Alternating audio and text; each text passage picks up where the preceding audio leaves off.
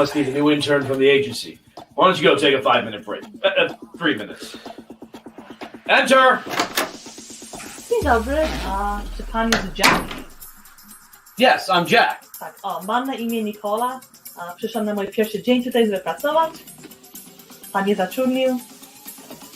Do you speak English? Nie wiem, o co chodzi. Nie rozumiem. English, do you speak it? Pan, to jest tak brzydko, pan nie powinien tak... Pan sturć mój twarz, to bardzo brzydko. Tak się nie robi tutaj. Do kobiety tak się nie mówi. Bardzo brzydko. Bardzo brzydko. Tak się nie robi tutaj.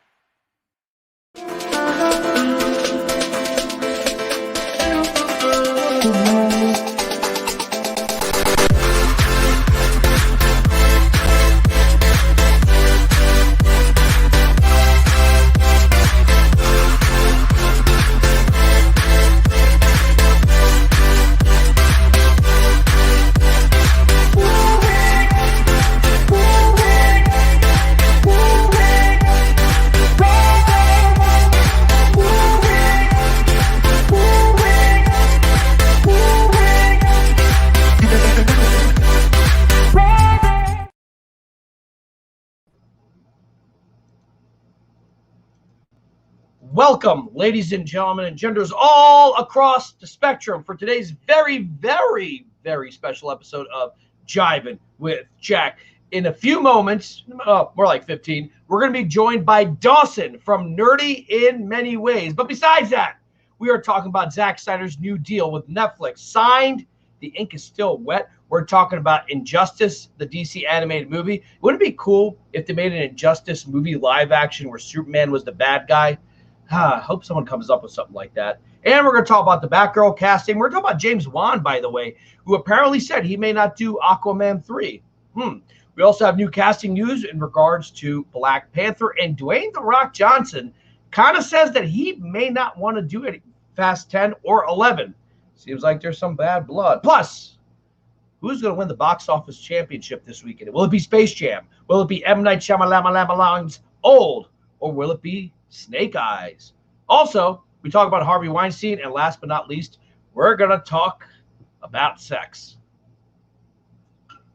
and the city. We're going to talk about sex in the city, and, well, that'll be later in the show. But at this moment, it is time to bring the man with the $1 million voice, my heterosexual partner, Austin Lean 316. Where's Austin? Who approved this Sex in the City talk? That's what I want to know, because I was not around for this. Sex in the City, man? You're a Sex in the City guy? Not really, but something happened. There was a plot leak, and apparently people are kind of like not too happy about that. So, so how have you been since the last time? Well, not the last time I talked to you, since Tuesday. Since yesterday's the last time you talked to me, and Tuesday the last time you saw me. I've been good, man. I've been good. I had another late night gaming on Fortnite, but hey, got like 6 wins, so can't complain. Nice. And then obviously saw that Dune trailer this morning. I don't know if you saw that. Oh no, I did not see the new one. I know our producer Caden put it in the group chat. Right. Well, we'll definitely be we'll talk about that later, possibly when Dawson comes on. But yeah, man, I've been good. How are you? How have you been? I've been pretty good. So I already told you I kind of lost my voice, so it's been coming and going. And the problem is I still have trivia. And the problem with hosting trivia is that it's packed, and I have a really loud PA system. It's beautiful. It's called the Harbinger. But the thing is, even when it's packed, you kind of have to scream, "Number 4. All right, guys, are you ready for quiz? Put your phone away." You kind of have to shout into the mic and kind of bring some. You go full announcer, don't you? Yeah, oh yeah. Like I don't even use this voice. I use more of like a. Do you ever remember that game, dude? I used to have a Sega Dreamcast, and I had a game called Ready to Rumble. You had that like famous announcer do that. Are you ready to rumble? You kind of do it like that, but like quiz format, trivia questions. Yeah, you have to. You kind of use a radio voice, like, "Welcome, ladies and gentlemen, to Thursday Night Quizzo here at the Constatter. My name is Jack. If this is your first time here, welcome tonight. We got 4 rounds for you." Like that's how I do it, And then part of like the thing about being a trivia host, you can just ask the questions, or you can throw in like a little bit of comedy. You can kind of pick on the customers a little bit, Yeah. You can have fun with it. you have to Improv. have fun with it. Because, like, you're asking questions like, number one, who was the first one-term president? I can tell you who the last one was, but you know, like, you can do jokes like that and kind of I get can tell you that's funny. Okay. So, but yeah, no, I've been doing that. But yeah, you know what? Dawson's going to be joining us in a couple of minutes, actually. So let's just get Sex in the City out of the way. Please don't leave, guys. Dawson's in the waiting I'm for us. about to leave. You're about to leave because you don't like sex or cities. That's your problem. Just talk, you son of a. All right, so check this out. A part of the script for Sex in the City, which they're rebooting without Kim Cattrall, she doesn't want to do it, has been leaked. So one of the bigger arcs in Sex in the City, right, the original Sex in the City, was that. So you did watch Sex in the City? No, my sister did. I just do it because, like, I was alive and had a pulse. It's like you don't know Friends. Let's say you don't watch Friends, but you know about Ross and Rachel. Was that Carrie Bradshaw was in love with Mr. Big, played by Chris Noth. And the whole arc of the story was that she was trying really hard to marry him, but he's like, I have a type. I can only marry a certain type of woman, and unfortunately it's not you, right? So this is what happened. So it's going to be the three of them. So in the movie, which was the first movie, which was a big hit, they finally got married. I know this because my sister watched it, and she was like, oh, it's a big deal. Mr. Big and Carrie finally got married, right? Well, I guess. Well, for the new show that they're doing on HBO Max, they kind of have to be not married. So the script leaked that they're divorced. So this would be like, let's say they did a Friends revival, like an actual revival, and Ross and Rachel are divorced. Like, fans are like, come on.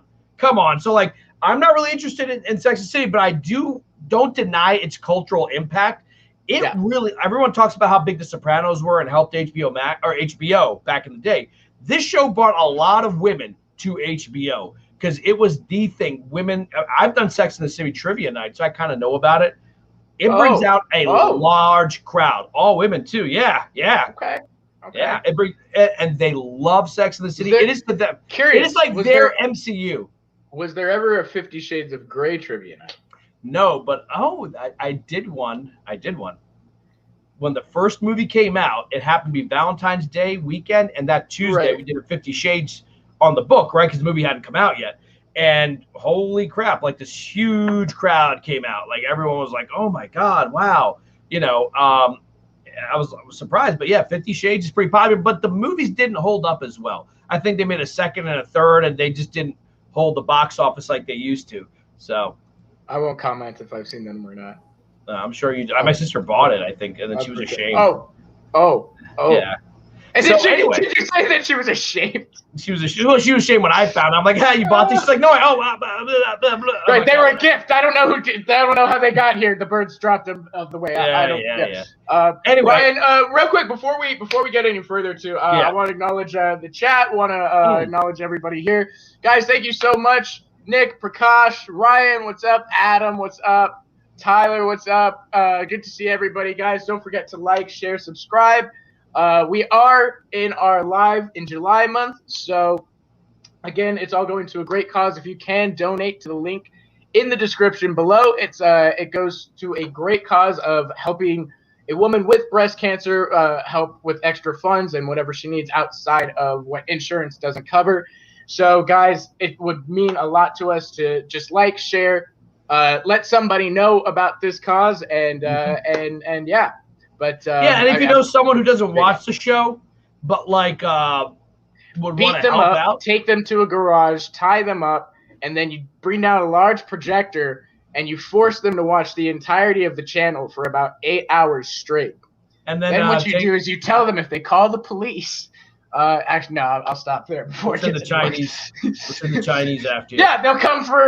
Yeah, we'll send the Chinese. And so the links in the description below. So even if you know someone doesn't watch the channel, but they want to do something good for breast cancer awareness to help someone who's struggling with the costs of breast cancer, you know, it's pretty expensive. So they can donate. You can donate something small. Make it your good deed of the day. All right. So I think our friend from Nerdy in Many Ways is here waiting for us while we were talking about Sex in the City. Austin chose that topic. Let's get to it.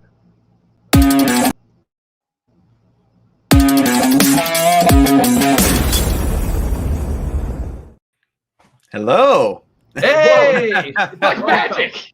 He's I there. come in and you're all talking about Sex in the City. He's like, I don't know how comfortable I feel being here. I didn't know how comfortable I felt being here, and this is supposed to be our show. And then I come in and I feel like I'm underdressed because Jack, you got those shades, and I'm just like, man, I just got these massive nerdy glasses. I'm totally. Well, I'll be honest with you, and I'm going to reveal a trade secret. We have a lot of topics that we like to talk about, right? And instead of me looking like this, it looks like I'm looking at the screen, but my eyes are actually looking at the topics. So that's clever. It's a little thing. I also do it for my Jack attacks, which are these little monologues I give. So like the whole time, my eyes are actually like this, reading the monologue. But with the glasses, it looks like I'm. There you go. Now I have ruined that secret. But yeah, I thought you were just a wannabe like Tom Cruise from. Oh, Tom. Well, you know what? We were talking about Top Gun earlier. Spicy. I started wearing aviators because I was a huge Top Gun fan growing up. You felt the need. I felt the need need for speed. Yeah. Do you know that he learned how to fly a jet plane for this second film, and that's actually him flying? Dude, he learned how to wrangle a bear. I knew he was in the cockpit, but I didn't know he actually learned how to fly. Yeah. So in the first one, the old Tomcats, you would have a pilot in the front and someone in the back. So what they did was they would have Tom Cruise in the front, and the guy in the back would be flying the plane, and then they would reverse it. So when they needed the guy, that was crazy. For this one, it was like I think $12,000 an hour. That's why this movie took forever to learn how to fly. So there's a scene in the trailer where you see him taking off a aircraft carrier, and you're like, I was like, that looks really good. I can't tell where the green screen is. Nope, that's actually him. He is that nuts. Gosh. I think that's where I say acting, like in the acting realm, like that's too much work. That's going too far. Yeah, that's where I call it. At that point, you're not even acting anymore. You're just doing. Yeah, you're actually exactly. Yeah, like didn't he learned how to fly a helicopter for the last Mission Impossible, and then almost crashed it and died. Yeah. So Wouldn't be surprised. In one of the Mission Impossibles, he's on the Burj Khalifa, which is the tallest building in the world. That's actually him. Of course, they had ropes and stuff, but he's actually like 1,000 feet in the air or 1,200 feet in the air, just like dangling there. And then in I think the last one with Henry Cavill, he's actually on the side of a C-130 plane as it takes off. He takes his stunts seriously. Yeah. Like, that guy does not fool around. And by the way, I don't know if it was Jack talking about this, but I'm a commentator as well. So, like, I actually do that. So you mentioned that. I was like, hey, I can relate. I commentate sports. So that's cool. Yeah, exactly. Yeah. I think I said you do. It doesn't work for for the podcast, because I'd be like, hey, guys, welcome to Jivin, which it would sound kind of weird, Yeah, it definitely sounds more fake when it's on a YouTube stream, whereas in sports, I'm like, welcome to Knights Sports Arena for today's contest between the Knights and the Bobcats. And it's just like, So what do you cover? I cover football, basketball, and men's and women's volleyball. Oh, nice. Yeah. I used to have to cover lacrosse, but I don't know jack squat about lacrosse, so they realized I shouldn't, pretend. That's not your field. I felt the hardest one would be, because I'm a big baseball fan, would be baseball, because there's so many long pauses. And I feel baseball is the one where the commentators go off into tangents, like they'll talk about stuff they did. Yeah, and also, like, the thing with baseball, and this is just with watching it too, is like, it's an undetermined amount of time. So you can either be commentating for like 2 or 3 hours or 6 hours. Yeah. Which sucks. And also, like, my university, they don't have their own field. So they have to, it's a small university, so they have to use the local high school field. Yeah. So we have to like trek all of our gear to the local high school field and use this like tent and stuff. So it's like super ghetto setup. And so that's why I don't like doing baseball anymore. I let somebody else do that. It's like, screw that noise. I'm just going to stick with the actual football field that's set up in our gym that's indoors. There you go. That's how it should be. Yeah. Right. So Austin said he saw the Dune trailer. I think you said you were going to take a look at it real quick. I did watch it while you guys were talking about Sex in the City. Yeah. That's a great thing. Yeah, good. Yeah, good break. Well, that was a good break. Yeah. Good choice. Have you guys ever seen the original one from the 80s that David Lynch made? I honestly have no experience with the Dune franchise, whether it be books or movies whatsoever. But you know what? I'm excited. Yeah, I mean, it looks good. Here's the thing. David Lynch, I'm a huge David Lynch fan. Okay. He's not a science fiction director. Like, that's not his thing. He does like weird kind of like, amorphous movies that kind of don't make sense. He did Twin Peaks. That's my favorite show. But like they gave him, he had just done, I think, like Eraserheads. He was up and coming. They're like, oh, let's give him Dune. And it is not good. It is not good at all. It's not just the special effects. It just wasn't well told. So then in like the early 2000s, a Sci-Fi Channel did a series, which I heard was more closer to the book, but it also wasn't that good. So This is what Denise. I can never say his name. Denis Villeneuve. Villeneuve. That's the Blade really Runner guy, right? In that guy, yeah. Blade Runner 2049, Sicario, Prisoners. I can name all of his movies. Great. Yeah, it's not his name. Right. Yeah, Nick. I guess last night 10 minutes was shown. I actually was supposed to go to one too. I had tickets, and then once I heard that they were going to show 10 minutes, I kind of was like, I'm gonna just wait it out until the movie. I don't want to be teased like that. You know, I want to see the whole thing. Respect. So I heard that last night they did premiere 10 minutes or like 20 minutes of it in IMAX, and then the trailer that they released this morning. But yeah, I haven't seen the 1980 film either. Don't watch it because you'll get the plot. Yeah, wasn't planning on it. But there were some like, even if you recommended it, I wasn't going to. Yeah, even if you said watch it, I was gonna be like, yeah. No. No. Boom Studios released some comics that I wanted to read. I guess like prequel comics to kind of explain the story if you haven't read the books. So I mean, there's been some like hype, and they're hyping it up a lot. I think. But you kind of make a point in that it's kind of failed, in its attempts to be brought into the big screen or just on the screen in general. Yeah. So I think this might be the cast and the director though. That trailer, if anything, got me hyped. Yeah. Got me excited. I would say we'll show it, but it's Warner Brothers, and we have issues with Warner Brothers. So Marvel, not so much. Everybody does. Song. Literally every channel that shows a trailer or anything of Warner Brothers, they go after you hardcore. They're not very fun about that. Yeah. Even Into the West tried to show a trailer a few weeks ago, and they got. Yeah. Well, you know what? A lot of other people do trailer reactions, like regular people. They'll put the little trailer here and they'll do a reaction, and they're still up. Either Warner Brothers doesn't care about them, or it's not so the much YouTube Illuminati. Yeah, pretty much.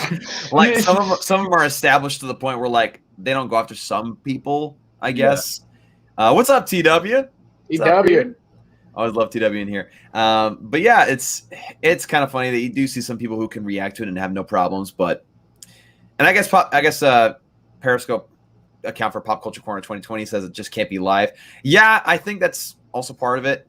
Like they can't really take down your video if it's just a posted video. Yeah.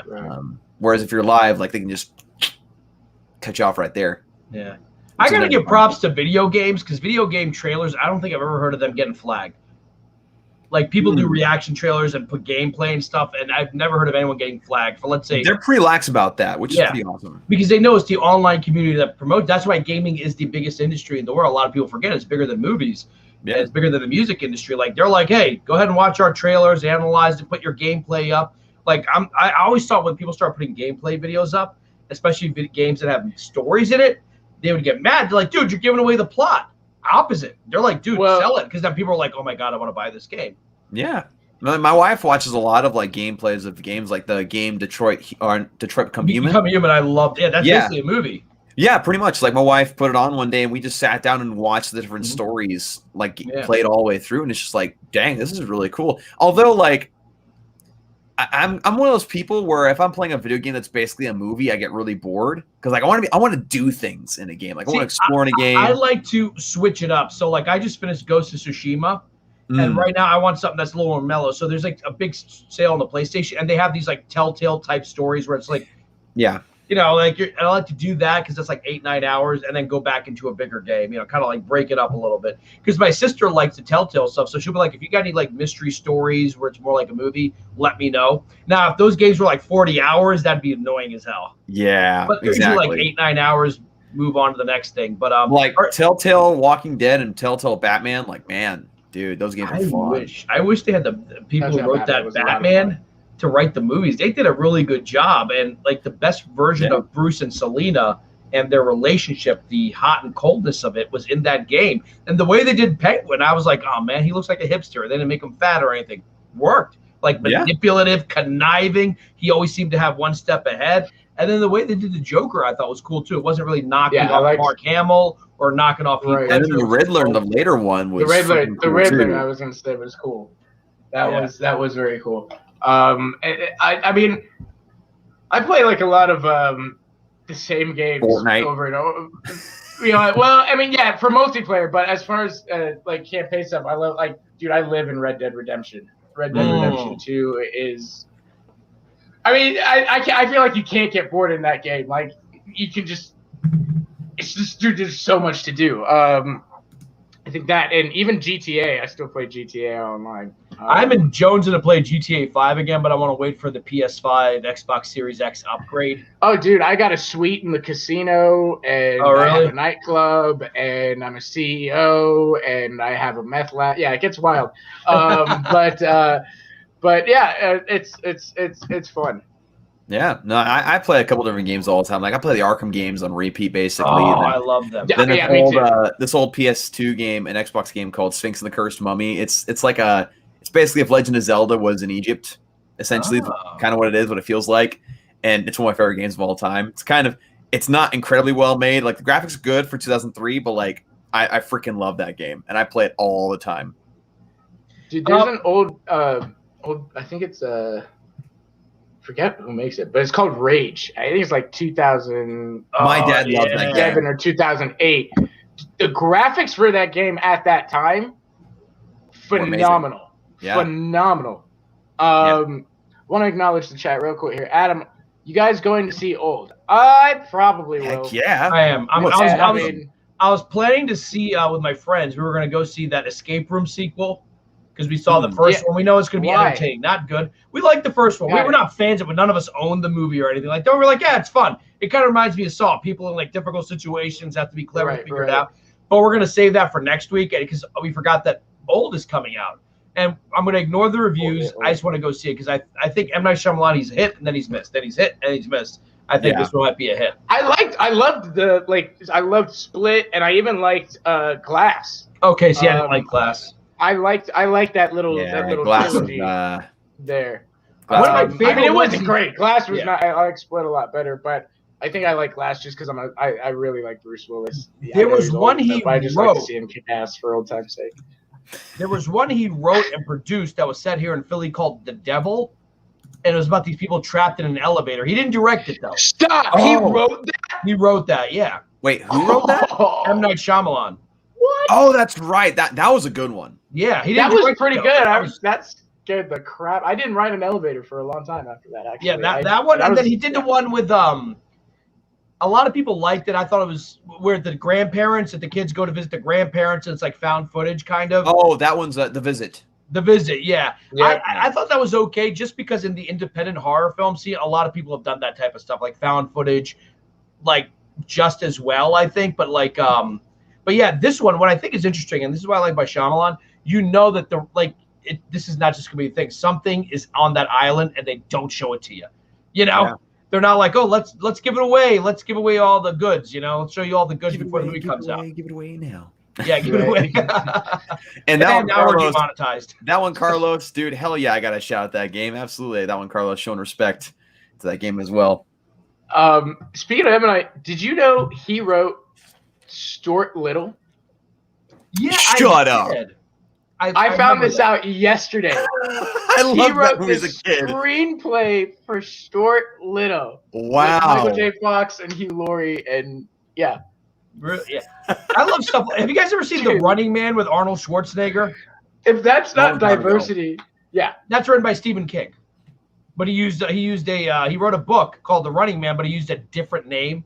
Oh. So that Schwarzenegger movie is actually a Stephen King movie. A lot of people don't know. Like it's another Stephen crazy King adaptation. Yeah. Right. Of the thousands of them. Yeah. That there are. And the only like three good ones that are out there. Dang, he gets all over the place. Yeah. Yeah. The Devil is True Horror. It used to be on the so I'm trying to catch up with the chat here. The Devil is great. Yeah, it was filmed here in Philly, and it's supposed to be in the Comcast Tower. Of course, never call it that.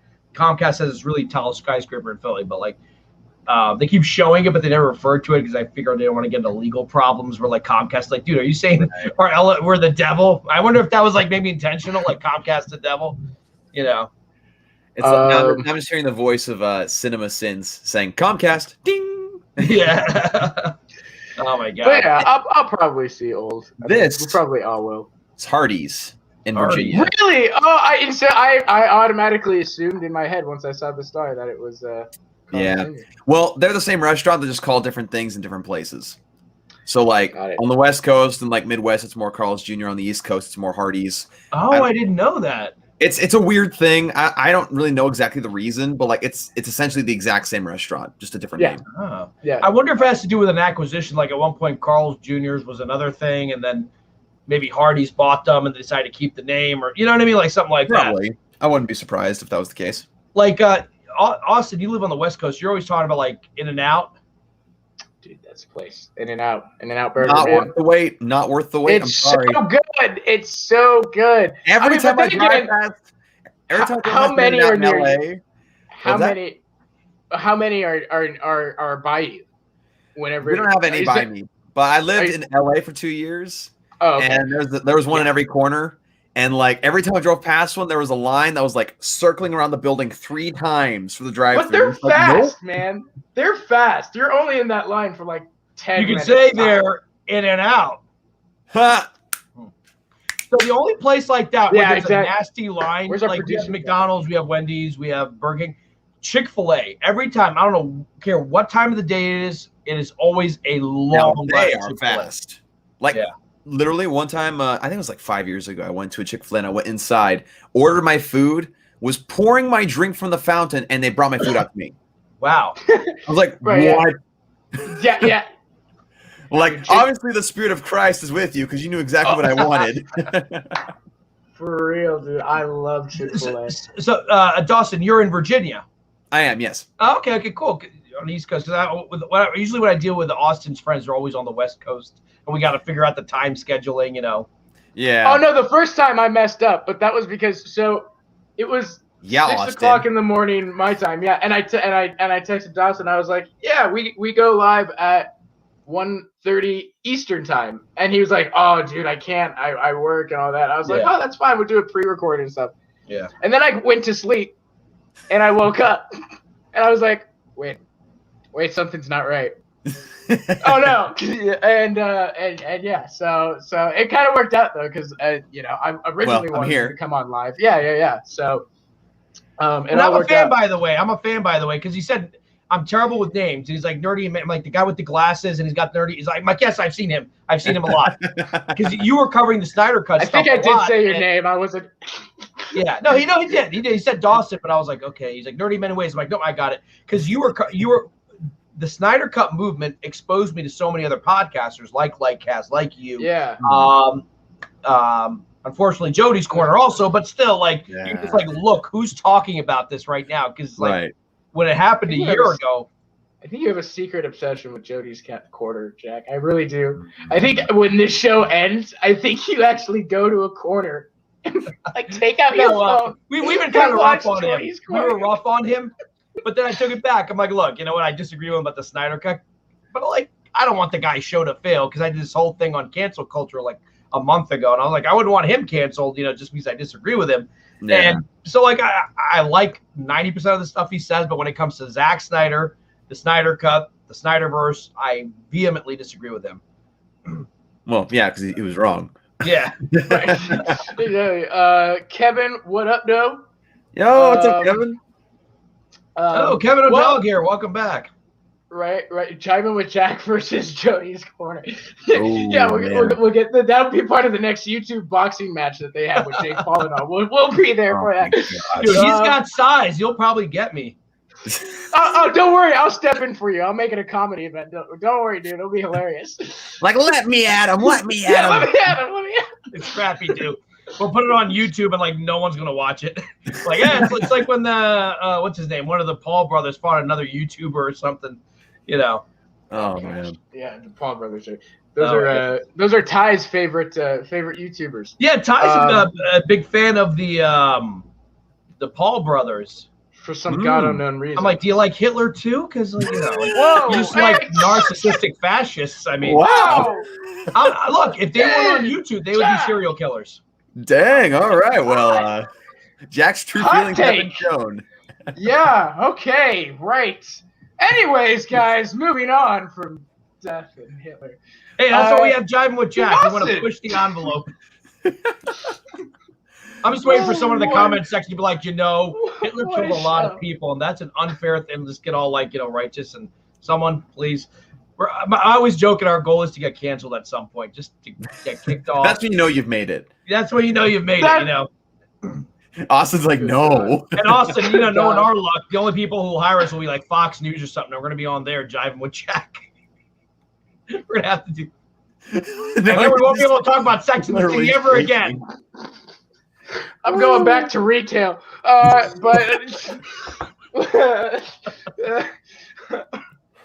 But Dawson, hey man, you did a thing. I wanted to talk about. I've done a lot of things.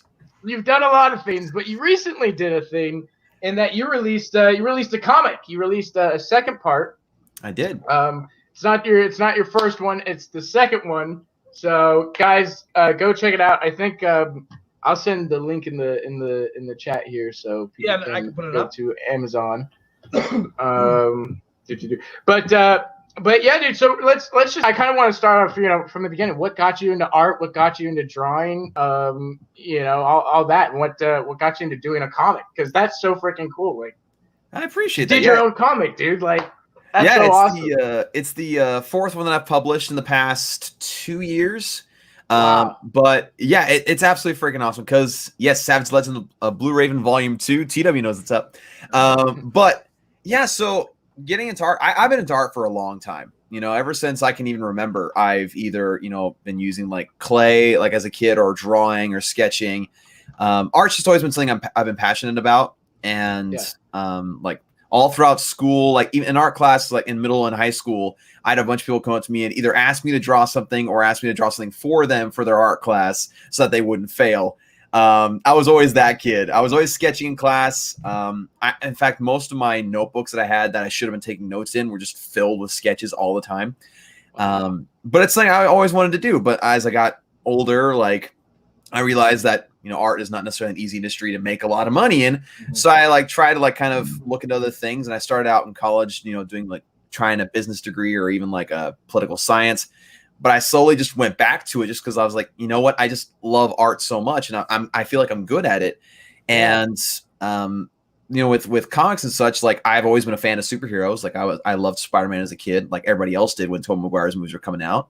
Yeah. And over time, the love of superheroes and art just kind of started to mesh together in a way. Loving comics and such.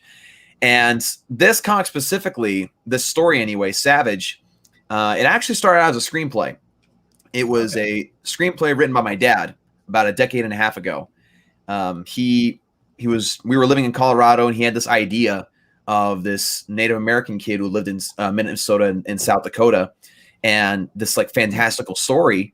And he wrote it down. He had it saved on his computer for years. He even tried sending it to George Lucas once, which he obviously didn't care for that.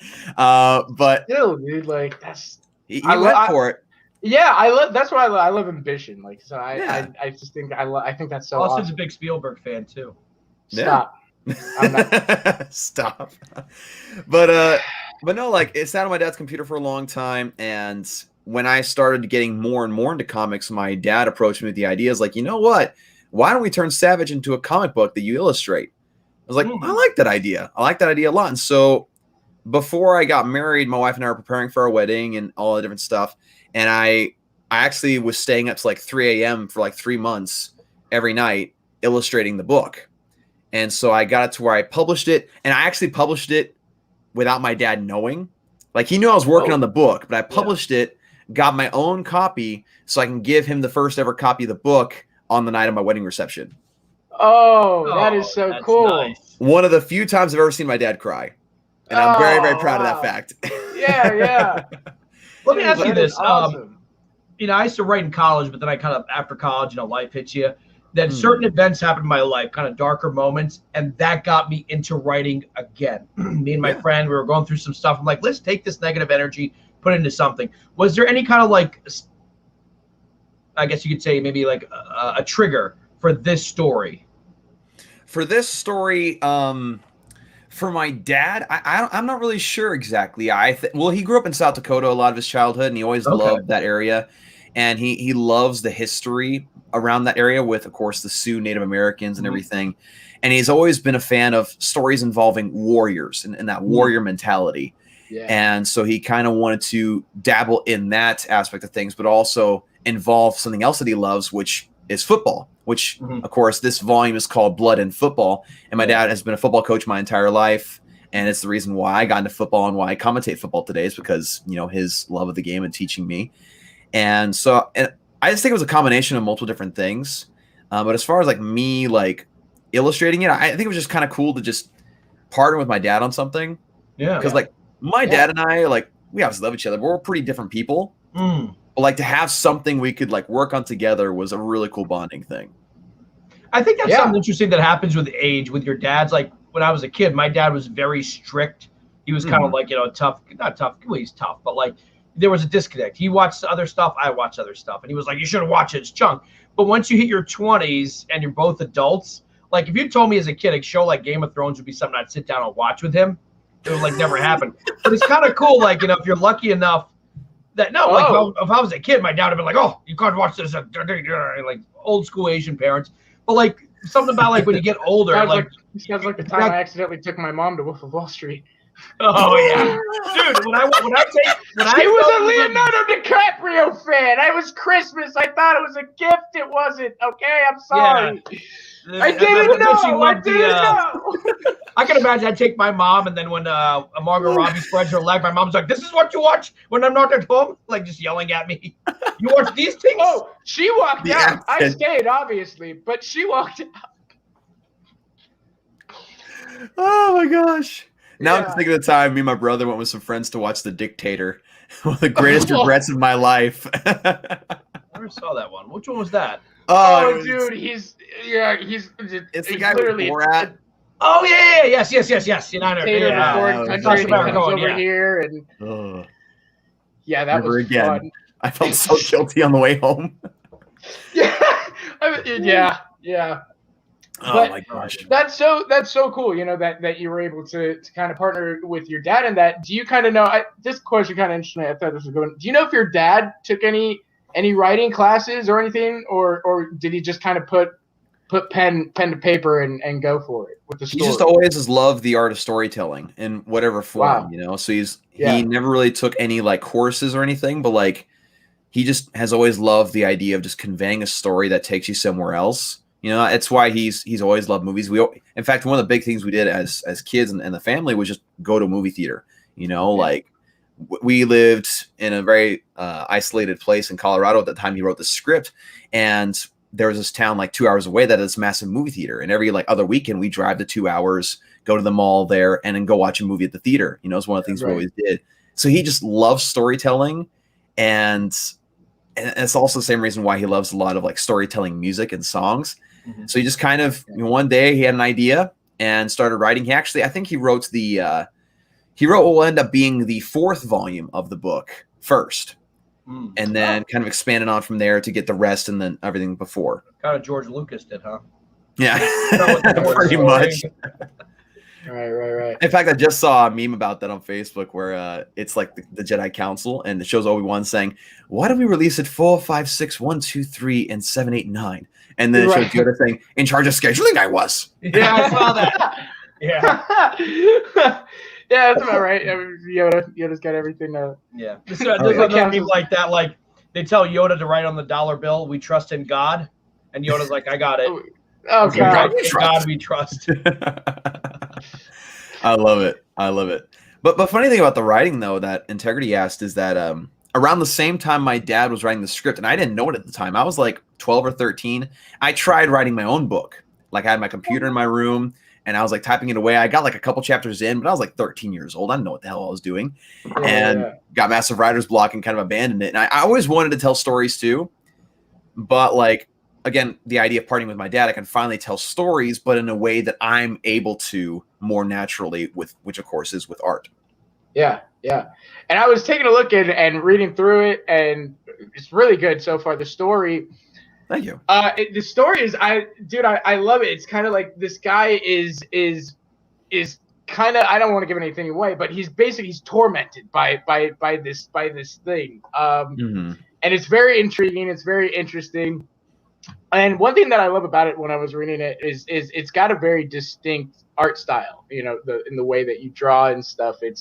It's very different from pretty much any other comic or any graphic novel that I've seen. So what techniques or what are you kind of using? What got you to that style that you're using for the comic and that you use when you draw? Yeah, so I draw everything digitally now. I have this program on my iPad called Procreate, which is essentially like the idea of having Photoshop on your iPad. It's amazing. I freaking love it, especially if you know how to use it. But my senior year of college, I got into that program and I took a digital painting class because I really wanted to know like the ins and outs of how to get things done right as far as like illustration, like shading, lighting, all of that. Because I had some natural ability, but like that only gets you so far.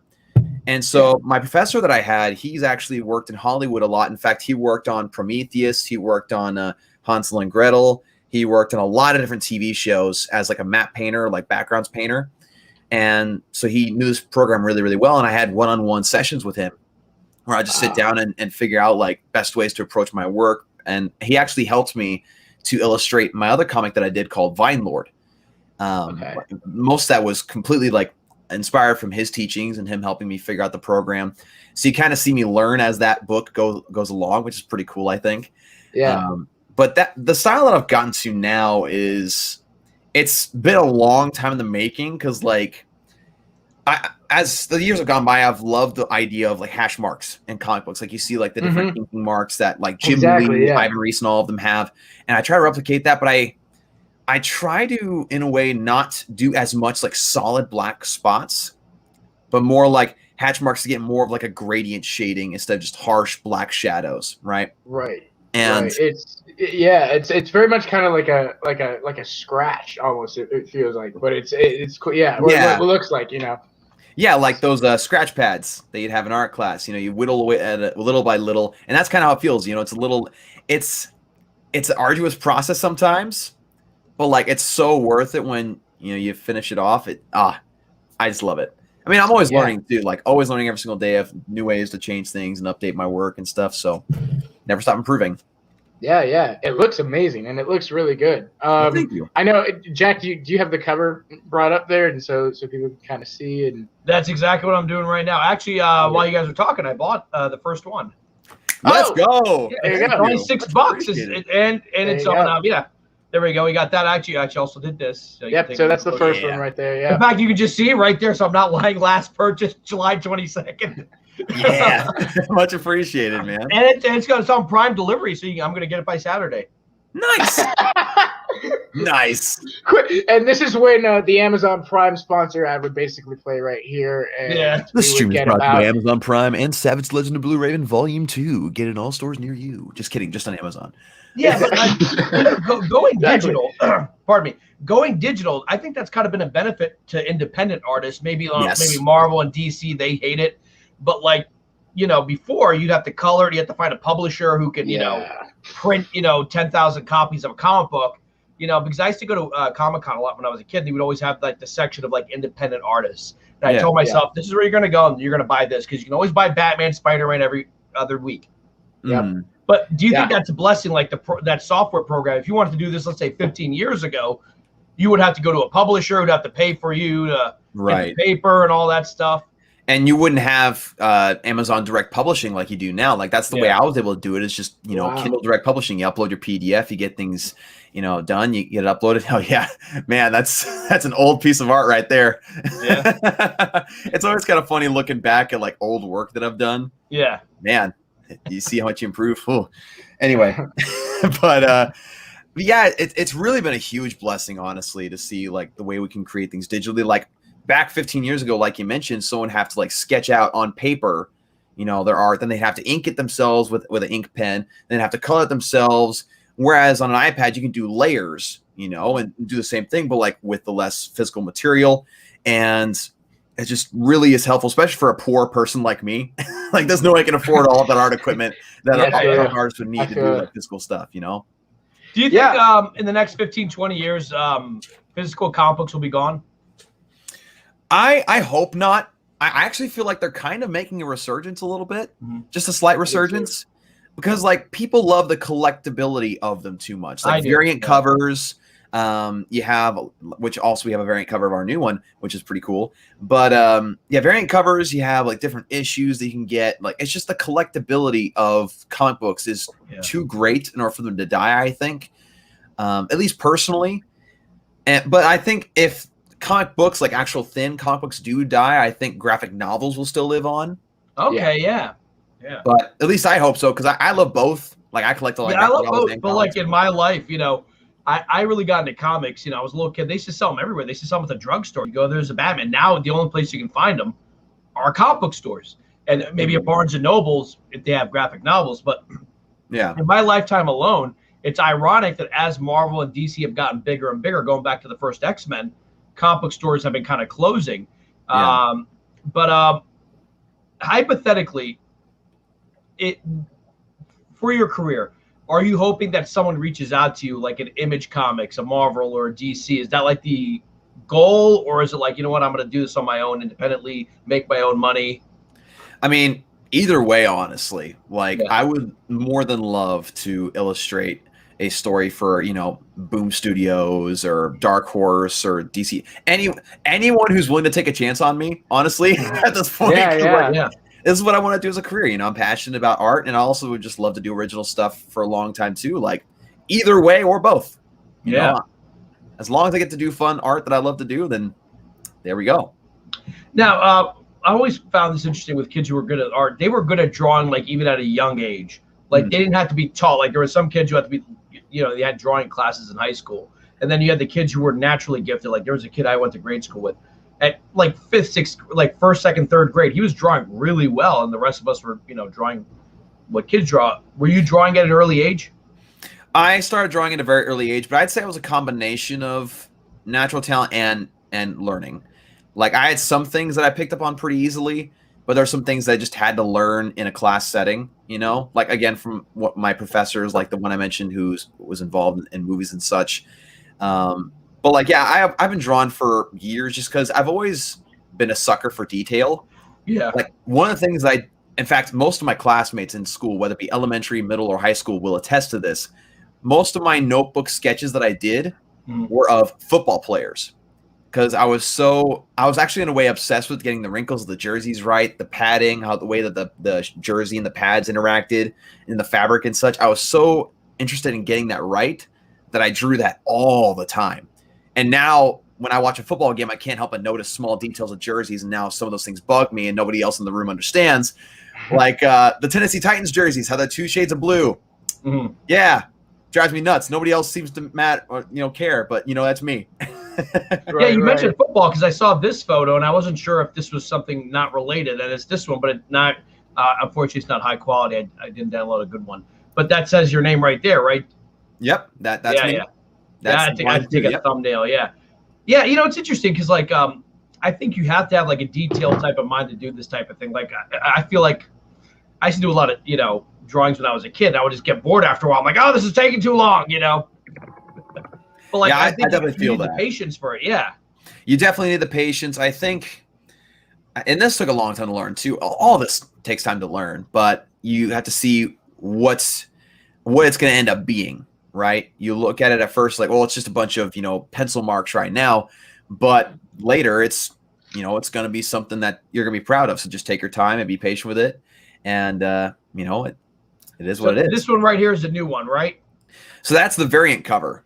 Oh, that's the variant cover. Okay. And I just sent you the regular cover. Okay. All right. Yeah. So we're going to be selling both regular and variant covers. That's cool. Just like a comic, you're going to have variant covers. Yeah, I thought of that because I was like doing different pieces. And like, you know what, this would be a cool cover too. So I was like, you know what, do a variant. And what's cool about this is I'm actually going to have 3 variant covers of that comic sent to my house. And what I'm going to do is I'm going to pick 3 lucky subscribers of my channel and send them a signed copy of that variant cover. What? Well, there you go, guys. Make sure and go over, subscribe to Nerdy in Many Ways. Yeah. Be very, very nice to me, and maybe I'll be nice to you. Yeah, and be very exactly be nice. Play nice in the chat, and maybe you'll get a comic, a signed There comic. we go. Let's take But a that's look at so this. cool, dude. I think it's so cool. Like, obviously, we're all doing this because we love comics, and that's basically the start of all of this. What got us into all of this, dude. I think this cover's sick. Oh, I think thank this you. cover's sick with the bloody axe and the I so love cool. how it's a perfect combination of the present and the past, because this story takes place in 2006 mostly.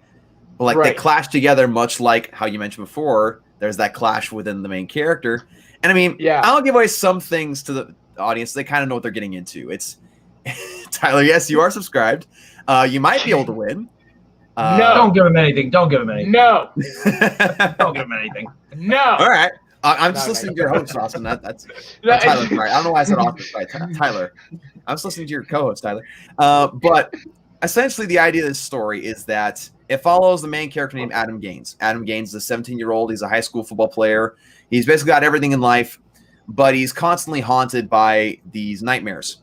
Mhm. And they have to do with something that happened a long time ago in the Black Hills of South Dakota that, in a way, is connected to him, but he doesn't understand why yet. And it starts to have an impact on his life in the present, especially right after his 17th birthday.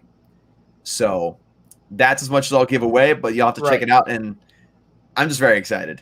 Yeah, I am too. I haven't finished it just yet, but I absolutely love the idea and the concept and the story and where it's going. Thank you. Yeah, like you said, I just think that it's so cool because it takes place in the present, but there's these the nightmares that he's having that are affecting him in reality. That And I hope you noticed this, but it does take place kind of in the present, but also in 2006, right? That's kind of what the present day is. I hope you Yes. noticed the phone at the beginning of the book. yes, it's yep, Very 2006-esque, and I was very proud of how that phone turned out. that's right. I did notice that. I was like, oh yeah, we're in 2006. He's got the Oh, yeah. little Motorola right there. Oh, yeah, exactly. I love it. And so, like, speaking of volume 1, though, I'm hoping eventually, once we get all these compiled into a graphic novel, because eventually I want to compile them into a hardback or hardcover graphic novel, I want to go in and remaster the first one. Okay. Remaster with more improved art and improved formatting. Because when I first published this one, I'm just going to be completely honest, I didn't know what the hell I was doing. And so, like, there is a vast difference between the quality of formatting between the first one and the second one, which I think is cool to see. You see the growth of the artist, you see the growth of the production. When did you publish the first one? The first one I published a little over 2 years ago, right before I got married. Okay. Okay. Cool. Yeah. So being married changes you. Right. Right. Time. Oh, man. So, yeah, get married and you'll become a better artist. Yeah. There you Oh, go. I thought you were There going somewhere else with that. There I you thought you were go. going like, you'll notice that volume 2 is a lot more violent, a lot more blood and guts, a lot more swearing and profanity, a lot more. I thought that's where you were going with it. Right. Yeah. If you actually notice, the first comic is very PG. Straight up The second comic is- N17. Yeah, it's Rated. It's a real shocker. Oh, my gosh. Oh my goodness. But that's I mean, so I guess here's my question for me. Obviously, like I said earlier, you know, we're all here because of comics and all that. So what for you? I know you said Spider-Man. What for you were some other characters in comics that for you that was like, dude, I gotta draw. I gotta be like this. I gotta do stories like this. Right. I mean, you mentioned the first one, Spider-Man. I drew a lot of Spider-Man growing up. Then Batman, of course. I mean, obviously, I'm a huge Batman fan. Like, he's my main guy. And over the past couple of years, I've gotten more into drawing Superman. Just because, like, up until, like, Man of Steel, Superman was just kind of like, to me. But then Man of Steel came out, and I looked into more of the comics, and I was like, you know what? Dude, Superman's dope. Superman's freaking awesome. And so those characters, and also including, oh, gosh, there's another one that really stood out to me when I was growing up.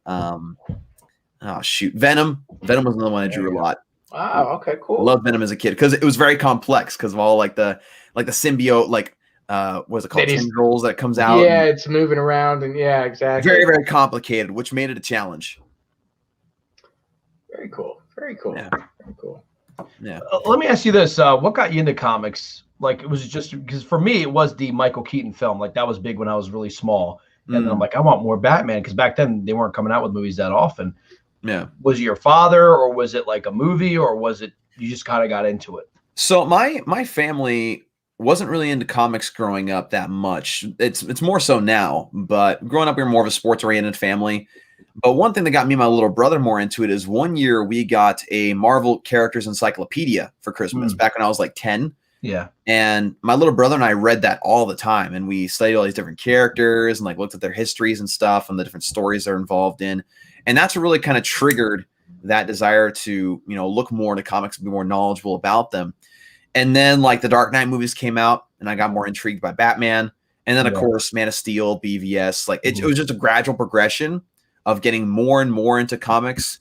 But what's funny though, and I think I told this story before, is that when I was like, I think 9 or 10, we had this library near us that my mom would go and rent movies from, right? Because, that's what we used to do at libraries back then. Then, kind of decent. They're the only place that have movies, by the way, because movie stores are gone. Yeah, Movie Gallery and Blockbuster, they're all gone.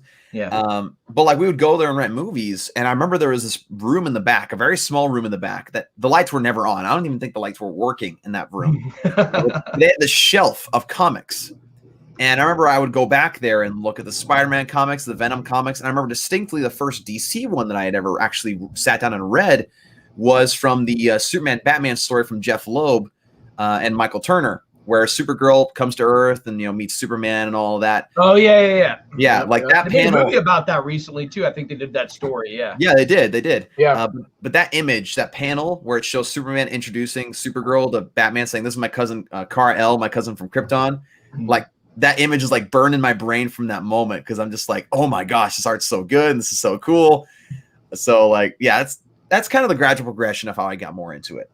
Folks, real quick, I just want to congratulate Billy Robert. He's one of our patrons. His sister just went into labor, so he's going to become an uncle. Congratulations. Oh, hey. Dude, Yeah. enjoy awesome. being an uncle. Being an uncle is awesome. I have a little Dude, being an nephew. uncle, yeah, is And, the best. Next week, I have or two maybe nieces that are great. to give you guys a kick, I'll show you the first comic I made when I was What? 12. It is awful, dude. It's just You made a comic? I think I got like 3 panels into it, and it's a character called Jade. Where's So our this is breaking news banner? No, hold on a second. It's a girl in a Quick! skimpy outfit with a machine.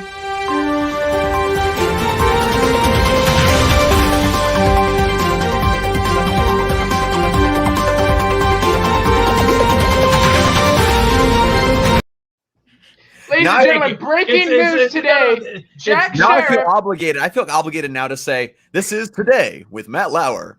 Yes. Yes. So basically, Yes. I was bored, and Austin's gonna get mad when I mention this, but I was a huge fan of the comic Heavy Metal. So it's just a Man, that skimpy ruined girl with pouring out of this bikini style like armor and like a machine gun, and you got the city of Philadelphia behind her. It was called Jade. So awful. It looks like a 5-year-old drew it, but it's just. Oh my goodness. Sorry. Where were we? No, you're all good. You're all good. Oh my gosh. Let me ask you this: Do you still collect? Obviously, still collect comic books, right? Yeah. Okay. I'm just distracted for a second. You're asking me that, right? Yeah.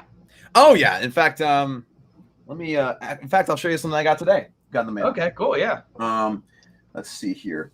Yeah, I just got this variant cover for 3 Jokers Volume 3. Oh, that is nice. I love Jason Fabek's art. I mean, I'm not going to mention the author because the author's a scumbag, but he has good stories. But yeah, in fact, what I can do, I can take you guys around my studio real quick. That's definitely. Oh yeah. So if you want to blow me at full screen so people can see this, Yep. Yes. I'll try not to get people motion sickness. Let's see. Here we go. Oh, you just canceled them out. Oh, there you go. You can just simply blow them up full screen by clicking on the corner, but it's all good. So yeah, you got the bookshelf right here. I got a bunch of Scott Snyder, Greg Capullo Batman right there. I got a lot of Batman on that top shelf. And then I got a bunch of stuff down here. Got some independent stuff from Dynamite as well as Vault and Image Comics. Let's see. Got a bunch of some Dark Horse down there. But got a whole shelf over here. Then over here, got this other big old box of comics that I'm slowly building up. Sorry about the mess of the closet, but that is what it is. So yeah, I still definitely collect them a lot. You know, it's kind of my passion, what I want to do, and keep collecting. Batplane right there, right? It was like the first thing you showed. Right there, yep. Yeah, that's the 1989 one. My dad bought me that in 91, gorgeous. Not the Lego one, but the one that came. Yeah. This one, now, but this took 6 hours to build. Wow. And that was a speed build. Like, in fact, I can pick it up and show you just how big it is, because it's massive. You can actually mount it on a wall if you want to, but like, I haven't taken the time to do that. Let me stand. So as you can see, ooh, that is gorgeous. Look at that. Oh yeah, and put it the right way up. If I can, because it's sturdy, so I can like hold it and it won't break. Yeah, they stopped doing the bat planes that look like that, because even in the animated series, he had a bat plane that looked like the bat symbol. And I know that doesn't work in terms of physics, but it looks so sexy. You know it does. Look it does. It looks. And then it came with what's beautiful about it too is it came with a Michael Keaton Batman and Jack Nicholson Joker. Oh, and nice. Michael Keaton Batman cape like flows in the wind. It's hard plastic. Oh, but like flows in the wind. Of course, I got Batflick there too. Oh, awesome. Right, yeah, I gotta have Batflick in the middle. Yeah, and then one thing I also like to show off is I made my own custom Batmobile, and it's like a 3-wheeled one. Let's see if I can bring it up here. But oh yeah. Oh, that's the Affleck one, right? It's modeled after it. Yeah. But yeah, I took parts from different sets. Oh, okay. And, in fact, actually, one of the sets I took it from was the Court of Owls one. And the Batmobile for that one kind of sucks because like Batman just like sits on top of it, and it's like that's not a Batmobile. It's like a freaking scooter. What the heck? You remember the one in Batman and Robin where it was a convertible?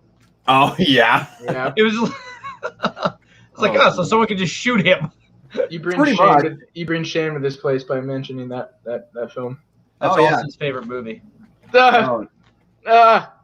I was about to say, if that's the case, Austin, we can't be friends anymore. Yeah. Well, I think I see the Arkham Dawson, Joker what if I use my bat bat credit card to pay for some content? Oh no! But yeah, this is the Arkham Joker. Yeah, from McFarlane. I can pick it up here real quick. It's got the teeth in his hand, and they're kind of loose, but yeah, McFarlane does some great stuff. This is the only Joker figure that I've actually seen that I actually like. Yeah, because a lot of other ones they just can't get the head sculpt right. A lot of actually that looks is that from Arkham? That looks like from Arkham. Yeah, this is Arkham Asylum. But actually another one that gets the head sculpt really right for Joker is actually one that's not even a Joker figure. Let me get that real quick. It's actually a Batman figure from Last Night on Earth. If you guys have read that one from Scott Snyder, if I can pick this up. But it has the Joker head in the lamp, and the head sculpt for that is amazing. Ooh, that is nice. Like the head sculpt for the Joker is almost better than the head sculpt for the Batman. Yeah. Like that's insane. Sick. Yeah. Looks dang good. Love that figure. But yeah, I've also I just realized you and I both have the same Batman poster or a BVS poster. The one above your right shoulder. I got it like down here. Yeah. Yeah. They're great posters. Fantastic posters. Like holy crap. In fact, I actually got a couple more ones. This one? I have it too, guys. I have it too. Mine's more the muted colors. Yeah. But I also got this Man of Steel one right here.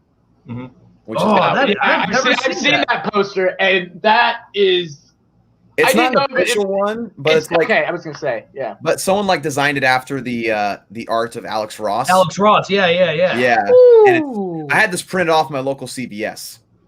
Oh, that is nice. So the CVS guy was like, dude, what would he do? Like, dude, I've tried to do that. Sometimes Staples, you have to be careful. Like, they'll be like, oh, if it's copyrighted stuff, we can't print it. But then, like, you got to know someone who's like, yeah, don't worry, I'll print it for you. My buddy worked at Staples. He would print them. But he's like, I got to be careful. My manager doesn't see it because then they'll be like, oh, it's copyrighted stuff. You can't print it. You know. Yeah. And then I got this Batflick symbol up here, courtesy of that is gorgeous. Yeah, he carved that for me and painted it and sent it to me a while ago. And Jim Lee Superman, Ivan Reis Superman. Got Excalibur right here. Excalibur, yeah. We were talking. Our team was talking about the Green Knight, I think last night, and how we're excited about that. I haven't seen that yet, but I need to check it out. Yeah, it looks pretty cool. And it comes out on the 30th, but that's one that I've been really waiting for. It's kind of ironic that it's called the Green Knight, but like nothing about the logos or the advertisement has been green at all. It's like, right. It's kind of weird. Yeah, I think because it's supposed to be like like a medieval, early. They want to divert expectations, and then greens would be green. I think it would just look silly on it, and I think they don't want people to think it's a comic book movie. because it is a very old story. Right. I got you. It seems very interesting. Very, very interesting. Okay, all right. So listen, so I just bought the first comic. I'll tell you guys how it is on Tuesday. I'm very excited to read it, though. He's gonna be very, very honest. Yeah, right. Yeah. Very honest. Yeah. Well, actually, I think Austin's not going to be here, so it's just going to be me in full spectrum. Just full spectrum. Full HD. Yeah, full HD. I'm taking a vacation. Yeah, he's taking a vacation. But Man, what is that even anymore? Like, I don't even know what a vacation is. Yeah. It's just gonna be me and my bed, as far as I'm concerned, and it's gonna be great. Sounds good to me, man. That's what I need. Golly, it's gonna be great. But I did want to talk a couple other things here. Can I answer Justin Hines' question real quick? Yeah, absolutely. Justin. Yeah. Asking, is there a digital version? So we're working on getting the Kindle version up and ready on Amazon. It should be there soon. We got things uploaded and just waiting for it to review. So yes, there will be a digital version out soon. Cool. Oh, perfect. There we go. Awesome. Yeah, I just recently got into it because once I started doing the podcast, I refused to buy comics digitally. And then I realized I haven't bought comics in such a long time. And so then I got the DC app and I got the Marvel app. It's like I'd rather not, but then if I go to a comic store and try to buy all this, dude, it gets pricey. I was kind of the opposite though. For a while, I was buying all these digital ones and reading on my iPad. And then when I started podcasting, I went more to physical. So I was just buying comics all the freaking time to the point my wife's just like, "Please stop." It was different when I was a kid because then mom and dad we have to paid eat for it, tonight. Mom and dad paid for it. Like, oh yeah, $100 for comics. My parents were like, yeah, go ahead, as long as it doesn't date. That stays home and reads comics. I actually just did that the other day. I bought all the black and white covers of Doomsday Clock. Oh. Yeah, because they're beautiful, and on eBay, of course. Yeah, but I had to. Yeah, you have to. I mean, it's very fun. I went and got all when the Zack Snyder Justice League, and I gotta find the comics were coming out. I got the covers of those. Oh yeah, me too. I got those. In fact, let me grab those real quick. Mine. I'd have to get up too, and that's a lot of work. But while he does that, while he gets his, I don't gotta do it. Ill Life, dude.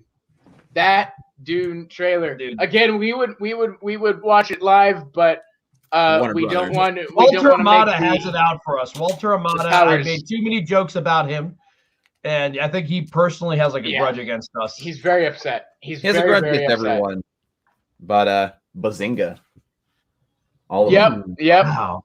I don't have the black and white ones though. Those looked gorgeous. Because at the time when I got these, I was still unemployed, so I couldn't get all of them. Yep. That's the same thing with my Dark Side. There is a lot of people who pre-ordered all the Zack Snyder's Justice League McFarlane figures, and I was like, I have to pick one. Yeah. Therefore, I'm going to pick Dark Side. Yeah. I would have picked the exact same thing. No, I did. I did too. I was starting to go buy comics, and then realized just how pricey they were, and I was like, yeah, I'm just gonna go ahead and get what a friend of mine was like, dude, just get them used off Amazon. I'm like, I feel guilty doing that. You can buy graphic novels a little bit cheaper. I'm like, I don't know. I feel like I got to support the industry. If I go to Amazon and get, let's say, a graphic novel that's slightly used, but I'm ashamed. I have done that. That's what I've done. That's what I've done it. I've done it. I feel guilty though. I'm like, I should have. You're not the only one. Yeah. Right. Because either way, that person bought the comic from another store. So in a way, the store got supported. That is true. Yeah. Because I was a huge fan of the No Man's Land Batman thing, which was in the late 90s, early 2000s. That's where Gotham So I had the first 3 volumes my parents bought me when I was a kid, but now that I'm an adult, I don't even think my local comic book even has those volumes anymore. So I went on Amazon and knew they're expensive, but used. And and comic book collectors, they take care of their stuff, so you usually don't have to worry about scratches and stuff. So the next actually new one that I'm gonna buy on Amazon is Watchmen Noir. Mm-hmm. Cause it's just the line and ink work for Watchmen. Really? Oh yeah, because I love the ink, just the ink stuff, the noir Batman stories, just because you see how they work. Mm-hmm.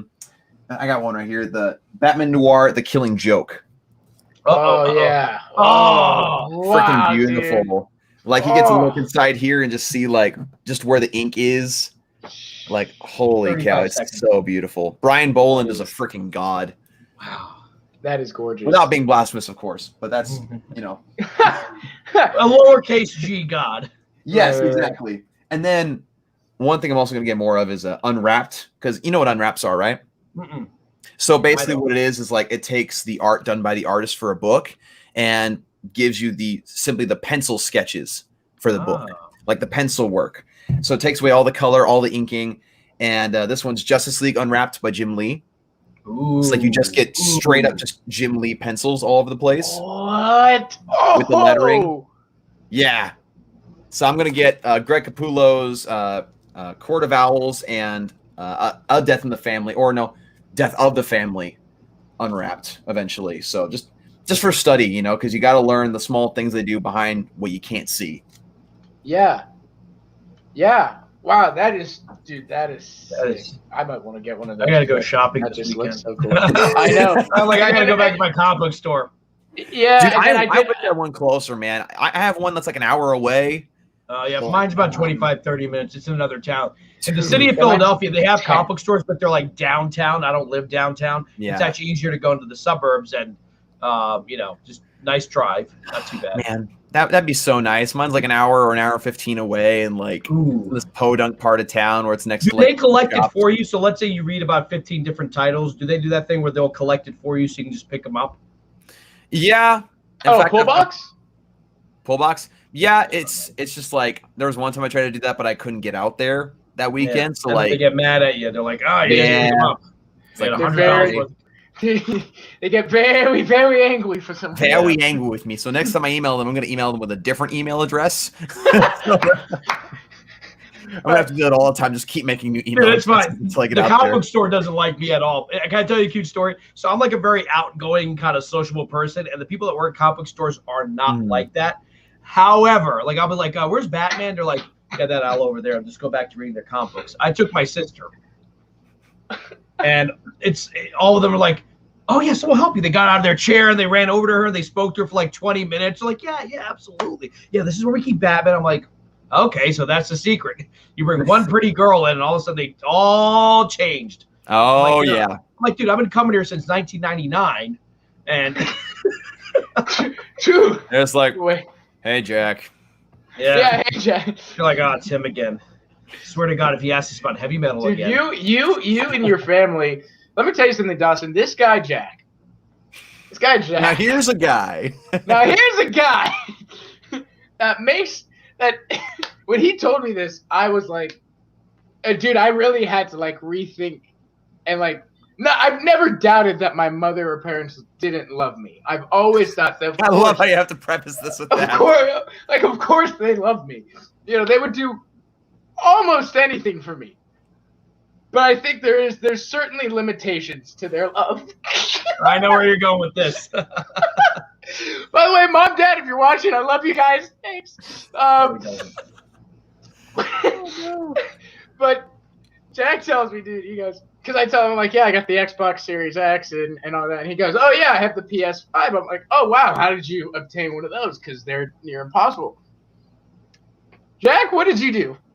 So I don't do online orders. I haven't done it for any of them because I know they're going to sell out. So I went to my GameStop the day they announced it, and it was supposed to come out the next morning. No, I went to my GameStop first in line, and they're like, yeah, we're getting them. You just got to wait for the SKUs to download. But the SKUs were taking forever to download at GameStop. So I'm first in line, and I'm going back to host trivia for the first time since the lockdown ended. I'm in line. This is like last September. This is the first batch. I'm waiting an hour, 2 hours, 2.5 hours. I'm like, oh, God, I got to go host trivia. I call my mom and dad. I'm like, listen, I am first in line for the PlayStation 5, but they're having trouble downloading the SKUs. I need you guys to stand in line. I'll give you my credit cards. God bless them. They came over. Wow. They had to take an Uber back, but I paid for the Uber because I had my car. I got to take my car. They stayed in line, and the manager was so nice. She actually brought out a chair for my dad to sit on. They were there till 9:30 at night. So I was there from like 4 o'clock to about 7, and then they were there from like 7 to about 9:30 when the SKUs the store had closed, but they got the PlayStation 5. They're like, all right. I'm like, use my credit card. And like, what's the PIN number? Like, there's no PIN number. It's a credit card. They paid it off. They Ubered back, and they sent me a picture of the receipt. Like, don't worry, we got it. I'm like, oh, thank God. Dang. If that's not love.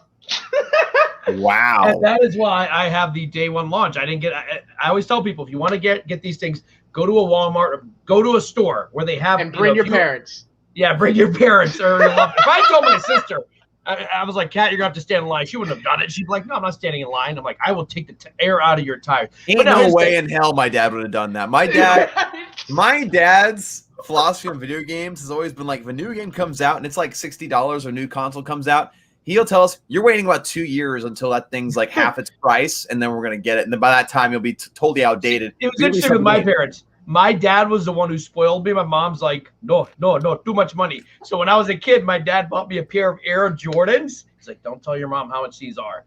But the receipt was in the box. And when she saw how expensive Air Jordans were, you did what? Like, now here's the thing, my parents could afford it. But like, my mom's old school. Like, she wants to go to Payless. That's why my knees are messed up. He's like, we're Payless shoes. But he bought me a pair of Air Jordans. I was the only kid who had Air Jordans because Jordan had just retired. I'm in grade school, and my dad's like, my mom's like, you did what? You paid how much for a pair of shoes? Oh, man, she was mad at him. Dang. Wow. And then like, he bought me the Michael Keaton Batman plane when in like 1991. I was like 4 years old, and like, he bought that. She's like, how much did that cost? How much did the Star Trek toys cost? Because he would buy that stuff. He knew I liked Star Trek. I love he had the accent. That's oh, yeah. Oh, by the way, my dad calls Zack Snyder Jack Schneider, because he's like, oh, that Jack Schneider made a good movie. I'm like, yeah, he did, Dad. Yeah, good old Jack. Yeah, I did that. That's right, dude. Yeah, your parents. Again, I've never. Really I cute story. My parents love me, but again, your parents.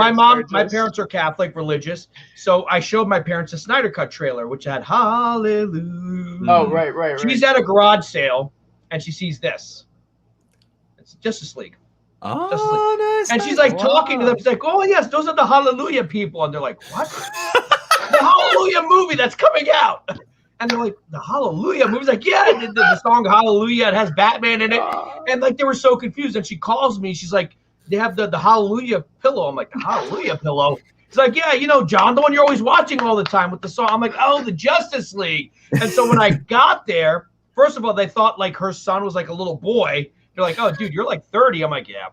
And I'm like, they're like, she kept saying Hallelujah. I'm like, yeah, there's a new, they're doing the Justice League movie in the trailer. Like, she doesn't care what they're called. She, you know, like, she doesn't care. You tell them that's the Justice League, that's the Avengers. You know, she's like, so when she's saying Hallelujah is because they used Leonard Cohen's song in the trailer. Like, oh, okay, right. That's one way of explaining what it was. But like, she can, to this day, I'll be like, the Hallelujah movie. Remember, Mom, the Hallelujah movie? And then she knows what I'm talking about. Like, they were trying to get another one made, Mom. Mom, they're going for Hallelujah 2. We need you to tweet out Hallelujah 2, okay? Dude, Hallelujah 2 and Hallelujah 3. That's how she is. Look, she referred to Liam Neeson for all her life as Oscar Schindler. Schindler's List. That's Schindler's List. And then after Batman Begins, she calls him Ra's al Ghul. Like, oh, that's Ra's Ghul. I'm like, yeah, Mom, that's Ra's Ghul. Ra's Ghul. Just forget the owl. It's just Ra's Ghul. Yeah, it's just like that's Ra's Ghul. Then Heath Ledger's just a Joker. Yeah, that's it. Christian Bale's Batman. That's it. Like, she doesn't memorize their names. That's the only one she knows is Tom Cruise, because when she came to America before I was born, Top Gun was huge, so she knew Tom Cruise was. But she always like Wonder Woman is Wonder Woman. You know, oh, that's how I used to be. Like, every person who played a character that I knew, I just called them by their character name. But like over the past 5 years, I've gotten to the point where like, oh, that actor's this and this, and my parents would be like, who? Is like, they were this person in that movie. Or like, oh, okay, I gotcha. But you know, parents are funny because like when I showed my dad and my mom the entire MCU twice before Infinity War, but they're not paying attention as much as you want them. So when I showed them the Zack Snyder trailer, my dad's like, oh, well, Robert Downey Jr. be in this one. I'm like, he actually, and it wasn't trying to be funny. He's like, oh, well, Downey Jr. be in this one. I'm like, no, Dad, that's the Avengers. And I'm like, you've seen these movies, like, but like he watches them and forgets them. He just doesn't care like the way we do. We're like, no, Dad, that's the ether, the redstone. No, how dare you? And for me, like, it was interesting because I was growing up when the Marvel movies, so I went to a lot of those Marvel movies with my parents and stuff.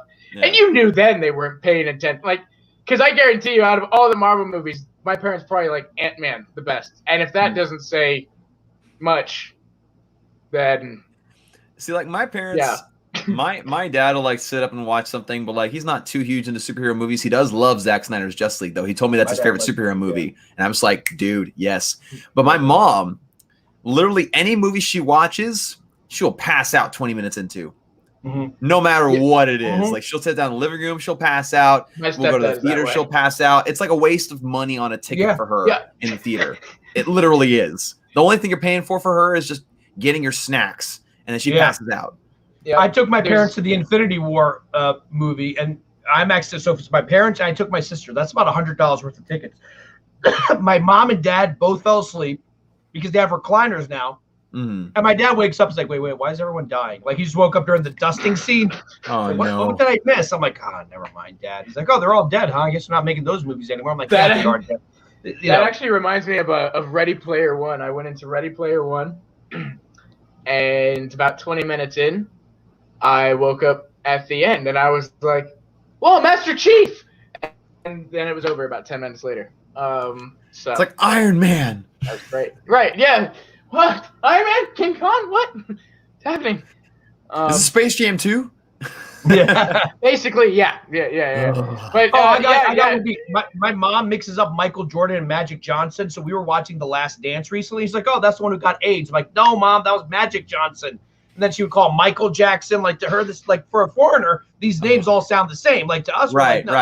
But to like Magic Johnson, Michael Jackson, Michael Jordan, like it just sounds all the same. And I'm like, oh, he's the one who got AIDS. I'm like, no, Mom, that was Magic Johnson. Because that was a big story when that happened when she first came to this country. Yeah. We gotta. I agree with the chat, Jack. We just gotta have. I think we gotta give your parents a segment on the.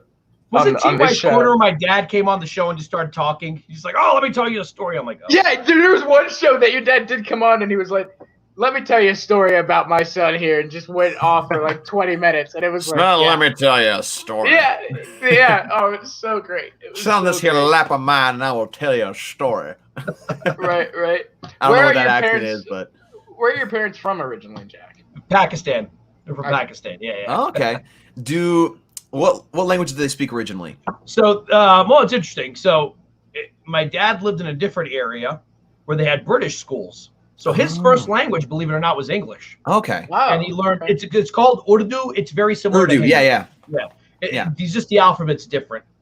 And my mom's first language was Urdu, and her second language was English. So his English is impeccable. He always says that his English got ruined when he came to America because he learned like how to speak from the British. And he's like, I came over here, and he's like, oh, my English got bad. But so with my dad, I speak English. With my mom, I speak Urdu. Okay. It's just weird, and I can jump back and forth between I asked both. because some parts of Pakistan, I believe, speak Persian, and I learned Persian when I was they have Farsi and all that. Farsi, yeah.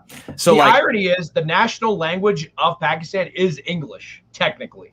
Interesting. Yeah. That is interesting. But I do like looking at Urdu because Urdu looks very similar to Farsi in some ways. Yeah. So like I love trying to like spell things out because like I can read, write, and speak Farsi, but like Urdu was something I never quite got to learn. And it's funny. I think Raz Al Ghul, they never actually said this, but he lives in Nanda Parbat. There's a mountain called Nanga Parbat in Pakistan. And I'm like, I wonder if it's supposed to be the same thing that I read, that it's a play on that mountain because my dad has actually climbed that mountain. He was part of the Pakistani army as young man, Nanga Parbat. I'm like, oh, so Raz Al Ghul's Pakistani. I don't know if that's a good thing or a bad thing. Right.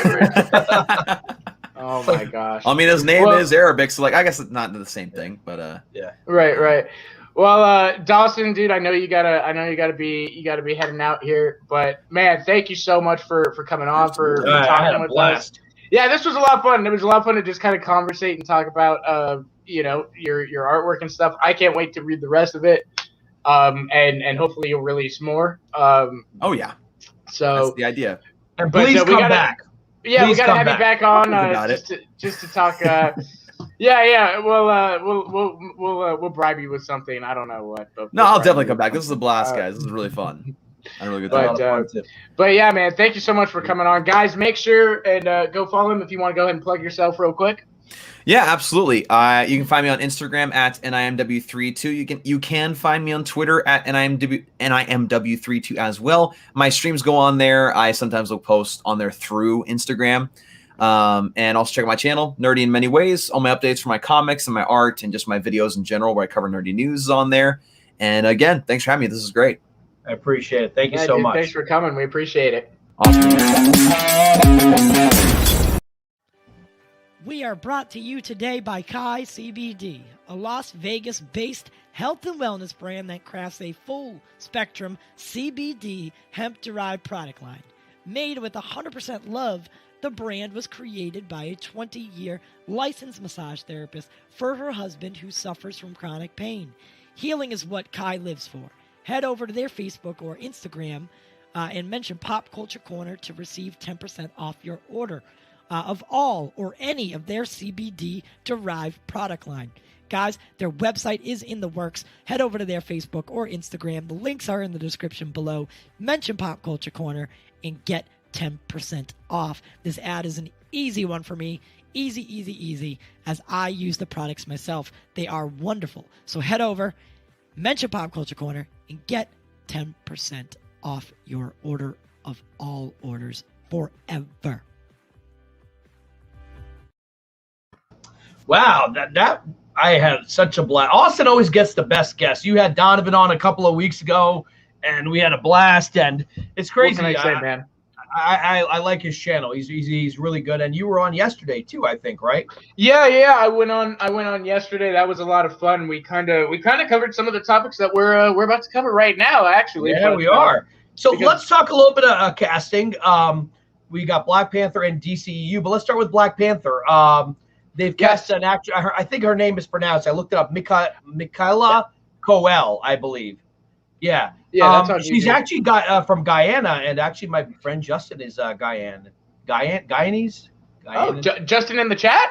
Yeah, Ghanaian. Which, by the way, Justin, you do have to explain a little bit later what Justin meant here when he said. You ever tell us about the time that he called your house? Whoa! I forgot about that story. That's reaction. I remember when I was Hold up. Let's do something. Guys in the chat, if you want to hear Jack's story right now, let us know in the chat. If you want us to move on, we'll move on. But after that excitement, I just want to see. Now. All right, go.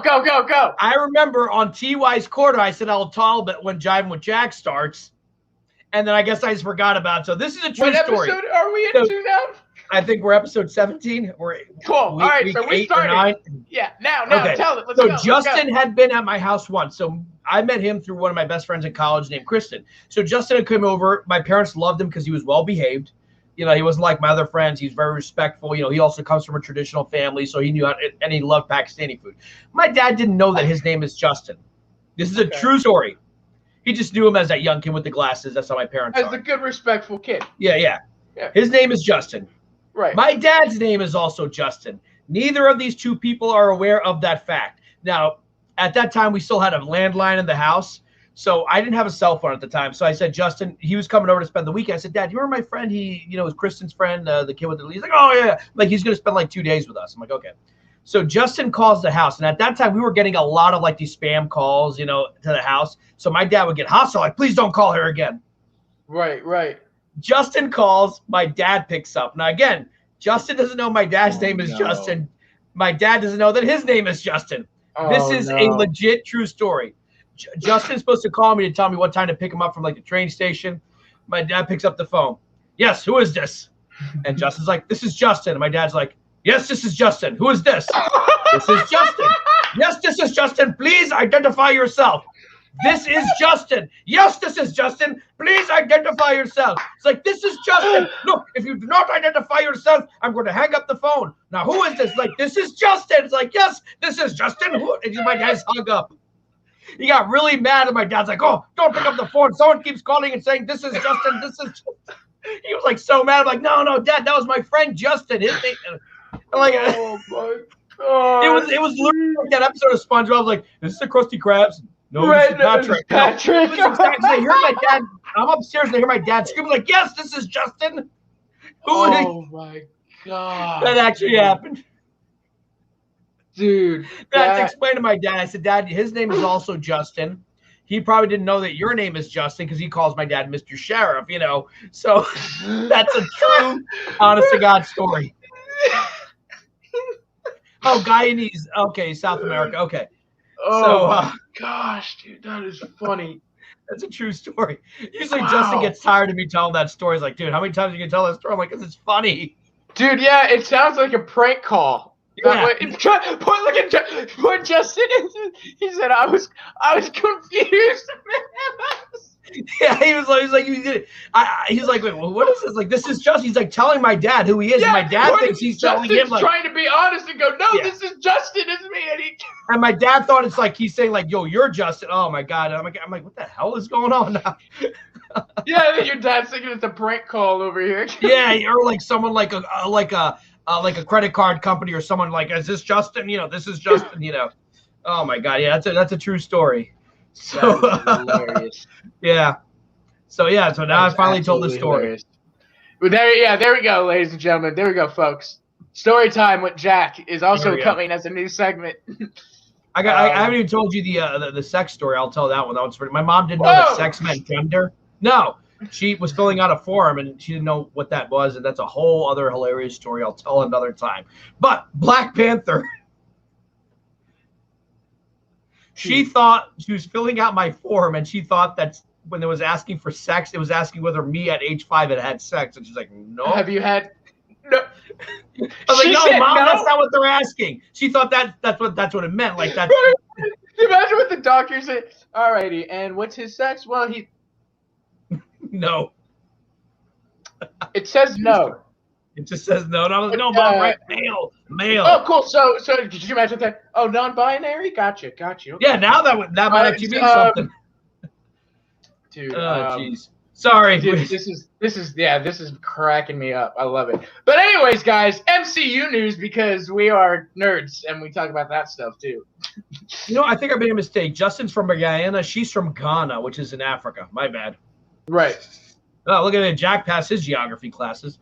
But her name is Michaela Coel. And she was apparently in The Last Jedi. She was a resistance monitor. So she had a very small role. But then she was in a series called I May Destroy You. I did not see that. But apparently she was one of the main characters. And, you know, I'm kind of glad that at least with Black Panther, they're actually hiring African or actors of African descent as opposed to just, you know, Black Americans. I would hope so. You know, and in terms of details, we actually don't know much about it. We just know that the details are locked up. But Insider says she has joined director Ryan Coogler at Atlantis Pinewood Studios, where production began last month, and Marvel's declined to comment on it. So we don't know who she's going to play. Could she be a bigger character? Could she just be a minor character? Could she be Dora Milaje? There's a lot of fan castings going around. I personally would love. I did hear Storm, and somebody's already telling me that it's not Storm, and I don't care. I just want it to happen. I know it's probably not. I mean, doesn't in the comics? I know T'Challa marries Storm, doesn't he? He does, but I know that's now with Chadwick there's gone. No T'Challa for her to marry. Yeah. You know, I just think it would be cool. I just think it'd be cool to throw Storm in there. But it's now probably in the comics. It in is the comics, not Storm. Did they ever say what country Storm is from? Could they just make her Wakandan? Not sure. Could they just do it? Be like, you know what? Storm is Wakandan. Why not? Because I know she's from Africa, but they make Africa sound like it's like a local neighborhood where there's like, you know, 5 towns or something. But it's a massive continent. If they ever mention, you know, where an Africa Storm was from, if they never do, they can just say, hey, she's Wakandan. So so that was one bit of news. So our producer Kate is saying she is not Storm.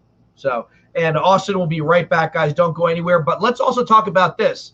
The DCEU, or at least the DC universe, is doing a Batgirl show, and they have cast actress Leslie Grace. And you might recognize her. She was recently in Lin-Manuel Miranda's new movie, Into the Heights, which was a musical set in Washington Heights. So, not a show. Ooh, what was that?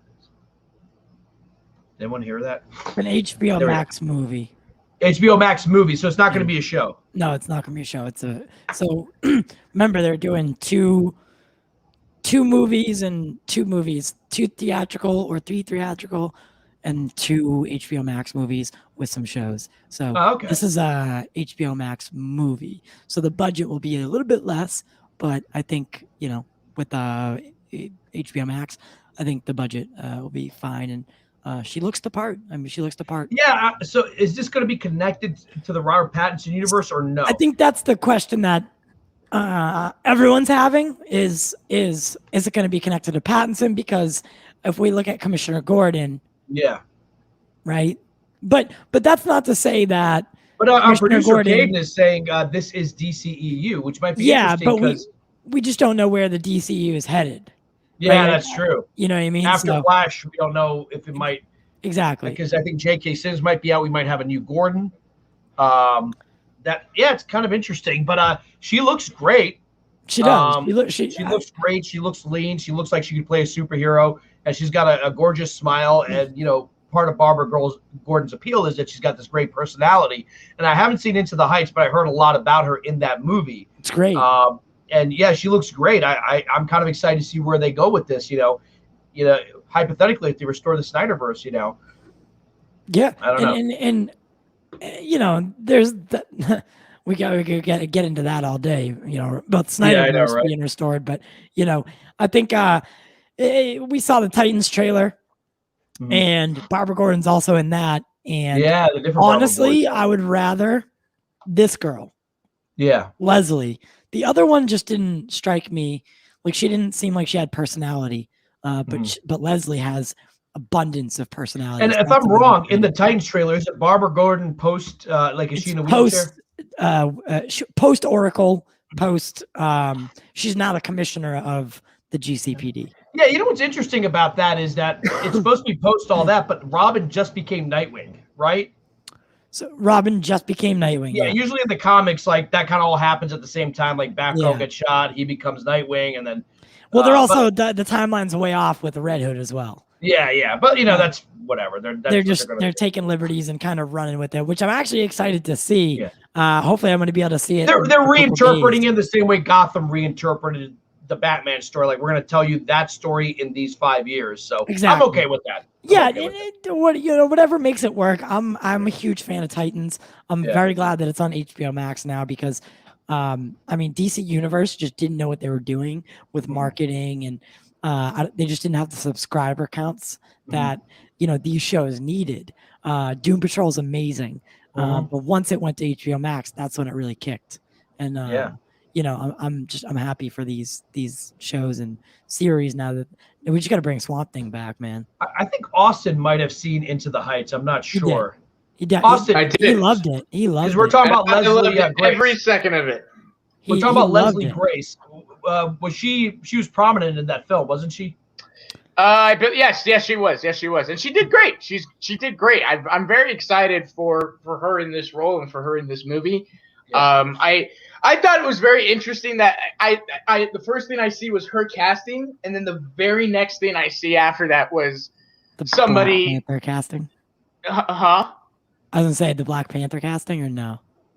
Because it seems like it's the year of the Latina. Right, with that, and I saw her casting, and then I saw half Spanish, I believe. Right, but I saw somebody criticizing her because she's Latina. They were like, "Oh, I didn't ask for a Latina Batgirl, and I wasn't going to watch it anyway." So, I was just like, dude, or just like, I think people are so. If you look at the statistics of who's going to the movie theaters right now, Caucasian is at 3.2%. Latino is at like 6 point something percent. African American is at 3.4%. So like, it's definitely a strategized move is bringing more Latinas into these films because more Latino and Latinas or Hispanic people are going to the movie theaters. So they're the largest ethnic population in America. And then right behind them is Asian. So I wouldn't be. That's why I think Shang-Chi is going to kill it. I'm surprised Mortal Kombat didn't do better, but I think Shang-Chi is going to really like do really well. And I'm excited to see what they can do with it. Yeah, me too. What's interesting is like, you know what? I think times like 10 years ago, maybe this might have upset me. Like, why did they change the race of the character? And there are certain characters I don't want them to change the race of.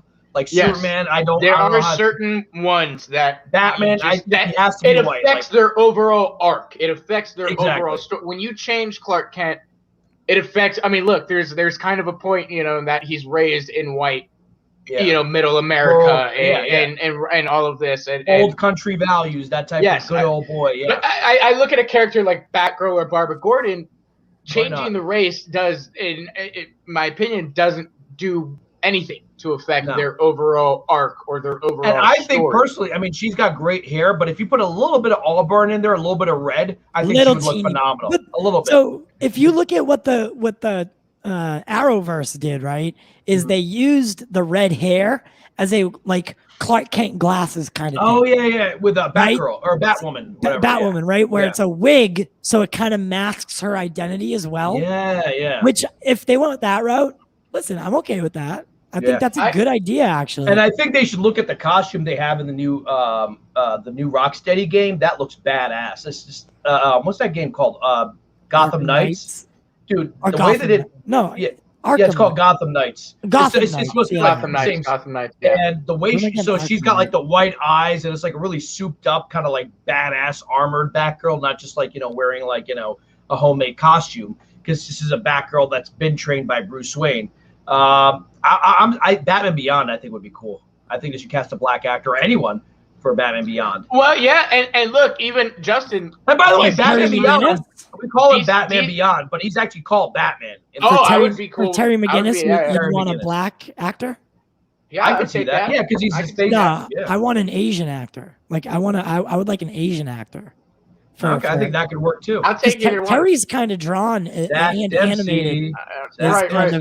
Remember Zach from 13 Reasons Why? I literally, dude, Jack, I'm not even kidding. I said that last night on Jarbo's stream. Really? The guy from 13 Reasons Why would be perfect for Terry McGinnis, and everyone was like, I don't think so. They're like, he's too tall. I was like, what does that mean? He's supposed to be tall. He's Batman. Batman's supposed to be tall. No, it's not that he's too tall. What is that? I don't think he's a good actor for it. No. Oh, that's the. I think he's great in that role. He's a great actor.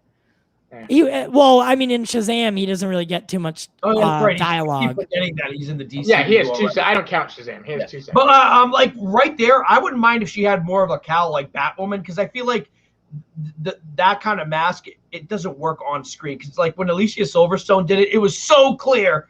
Same thing with Kristen O'Donnell. Like it's them wearing a small mask. I kind of like where they have a cowl, a little bit of a cowl, and the hair hang out, because in a secret. If you look at hers, like you're right. There's no way you can make that live action work. Like, where are those ears coming from? Mm-hmm. Are they like gripped in, or are they like a tie-in, like a hair extension? Yeah. Like, I think you do need more of a cowl in a live action film. And just real quick, because I wanted to go back to this comment. Justin said, yes, I agree with that. Also, Justin, I don't know if you know, DC recently has a run of comics where, and I love it, Lucius Fox's son takes over the role of Batman after Bruce Wayne. He's the next Batman, and it's pretty great. See, that I'm okay with, but like, and it's I don't pretty know if great. Justin is saying like Bruce Wayne would have to be black. I don't know if that would work. No. And why do you think DC Comics went with a different route? Because they knew changing Bruce Wayne to a black man would literally outrage everybody. Why not create more original characters? And I think because Austin and Paul had me read the new run, and it's really good. And I would like to see that. I would be okay with seeing that. That would be I actually think that would be a really good movie. Great movie. And it wouldn't affect anything.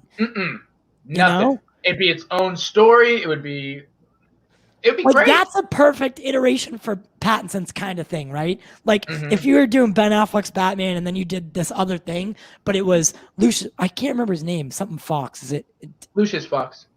Well, isn't it Lucas Fox or something like that? It's what's his name? The son. Like that's funny. I thought it was a D2. Yeah, it's me Lucas. too. Damien? No. No, it's not Damien. Dylan. You're talking about Lucius Fox's son, right? Yes. Yes. Lucas Fox. Lucas. It is Yeah, Lucas, Luke. isn't it? Yeah. Yes. Okay. Luke so we Fox. Were both... Yeah. Okay. Yeah. Like they could do that and have it have no ties to the DCEU, or it could be a Black Label story. It could be told outside the DCEU, and that would be okay. I think with everybody. What if they did Luke Fox? Or that's the perfect one to have. Yeah, have Keaton. Instead of doing Batman's gone. Next time for the next Batman. Warner Brothers, listen, we are available. If you do need us, we are all available. Yes. We're looking for jobs, and just we're here. We're here and available. If you would like to email us, you can email us at popculturecorner20. No, I'm just kidding. That's right. That's right. What was I going to say? Oh, that was a Jack. I really want to hear more stories about your parents. Yeah, I got plenty of them. I'm gonna greenlight that show. It's just a story. It's just you and you open a book, and you have to be in a robe, stories and about your parents, and a candle, and a little coffee table next to you, and a cat sitting in your lap. We got a lot of strays outside. I'll find one. A lot of strays outside. All right, I'm gonna let you guys do your thing. All right. I just wanted to pop in because I saw Austin was out and the movie thing. Yeah, it worked out. Yeah. But great show as always. And keep doing. There has to be. Right. All right.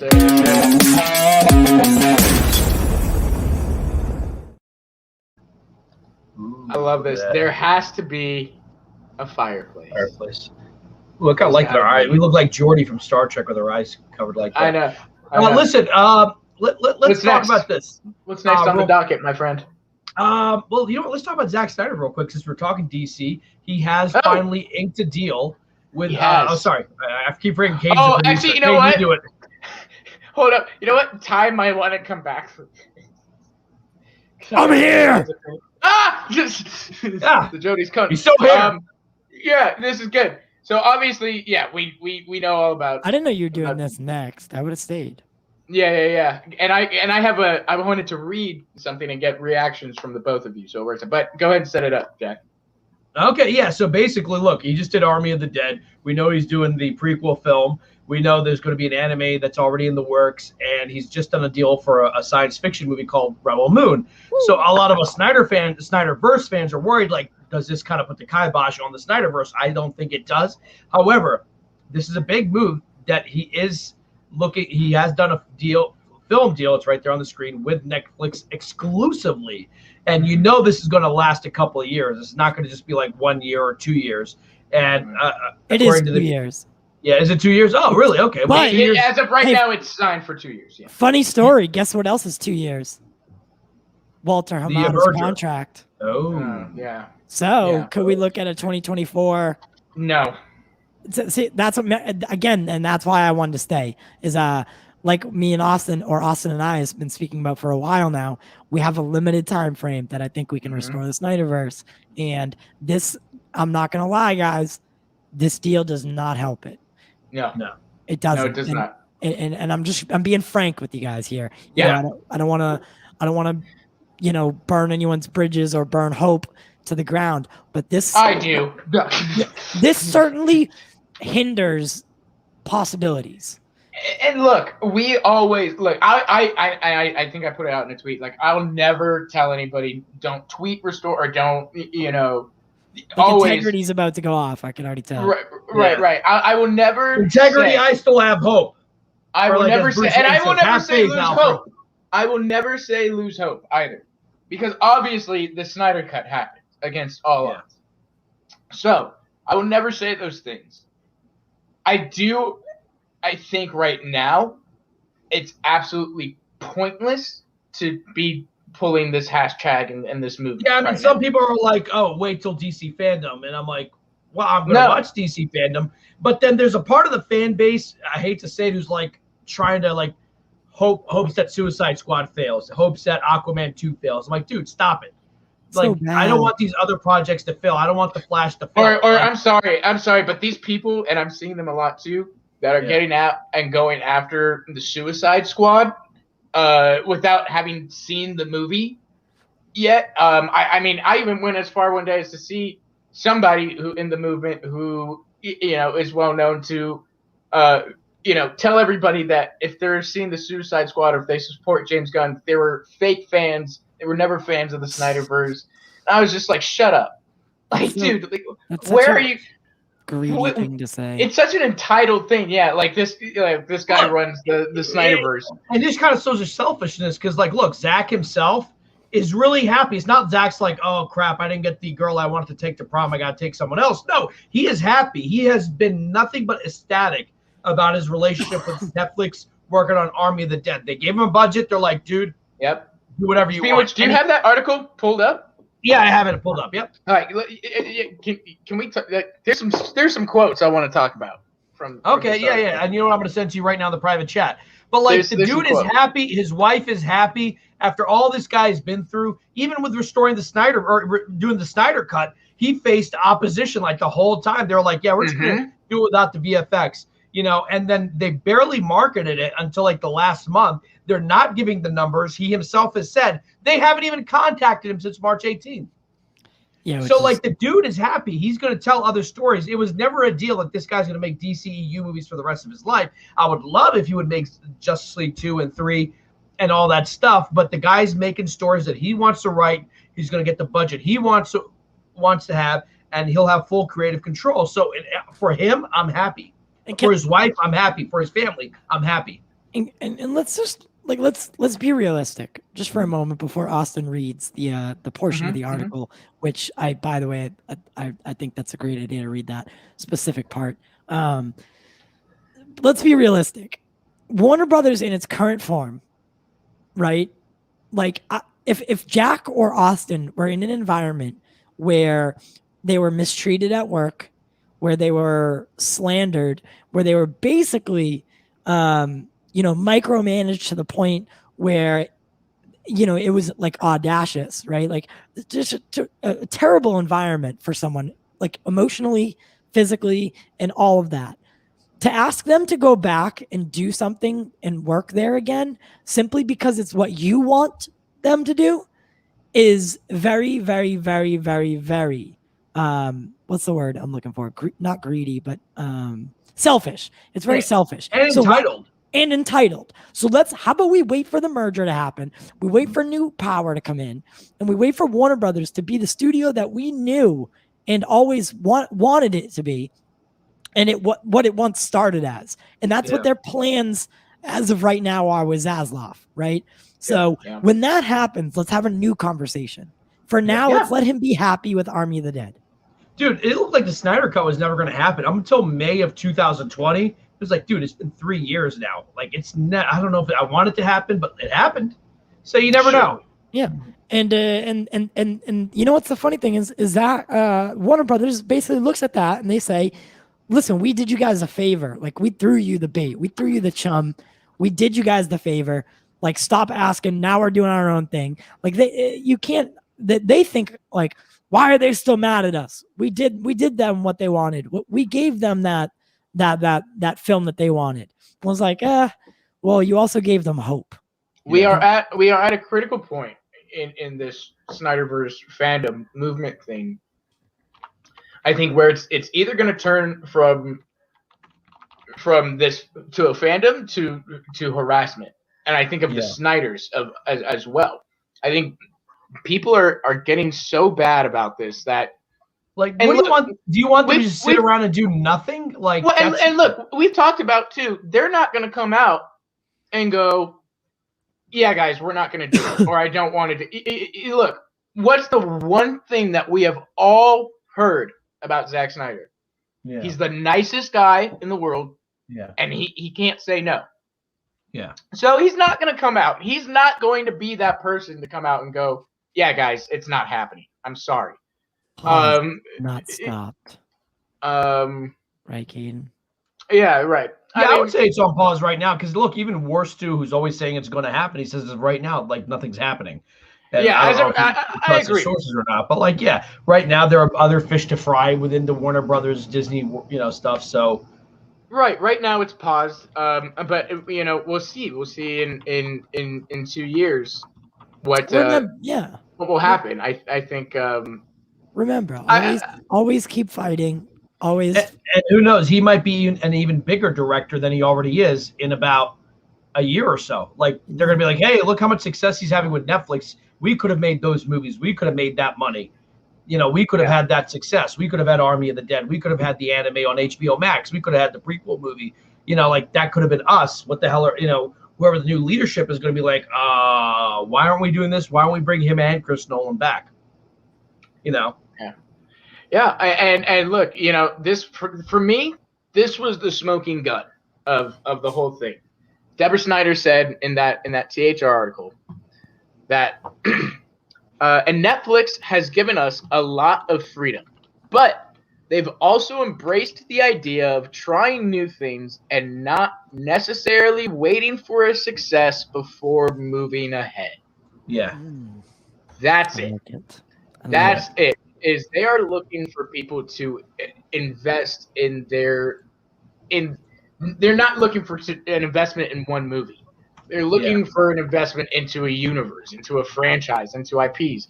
I mean, we know that Army of Thieves was shooting while Army of the Dead was in post. We know that they've been working on this anime. So it's clear Netflix has shown them, we're willing to invest in you guys before even Army of the Dead came out.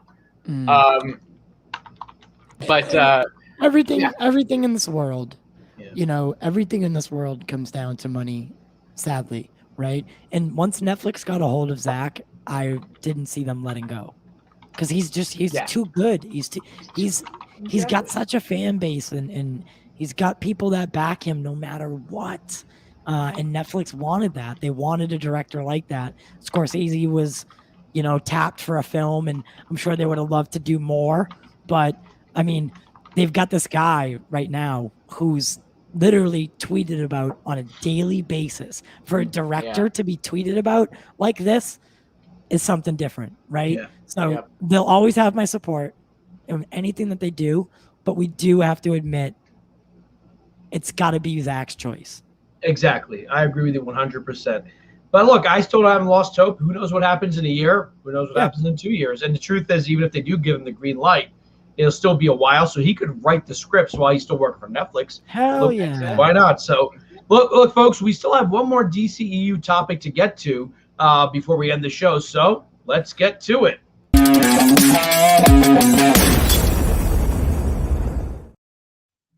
Our friend James Wan says that he doesn't like to do third movies. Now, he didn't say he's not going to do Aquaman 3. That question never came up. But he says, look, I did Conjuring 1, Conjuring 2, and then I handed off the reins. I did Insidious 1 and Insidious 2. I handed off the reins.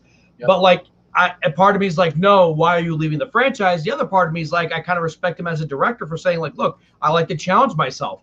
Aquaman, Fast and Furious 7, the Conjuring movies, very different movies, all made by the same director, and he wants to keep challenging himself. So how do you guys feel about that if Aquaman 3 were not to be done by James Wan? Honestly, smart move. I like what he said.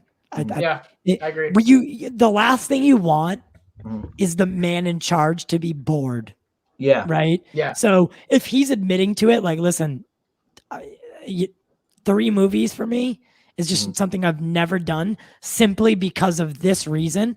And he backed it up with literal facts, right? With the franchises he's been a part of, the continued and were major successes. He's like that guy that you bring in to build a foundation, and then he hands it off to someone. He hands the keys to the kingdom, the lost kingdom, over, and allows someone new to come in and kind of finish up the story. I respect it.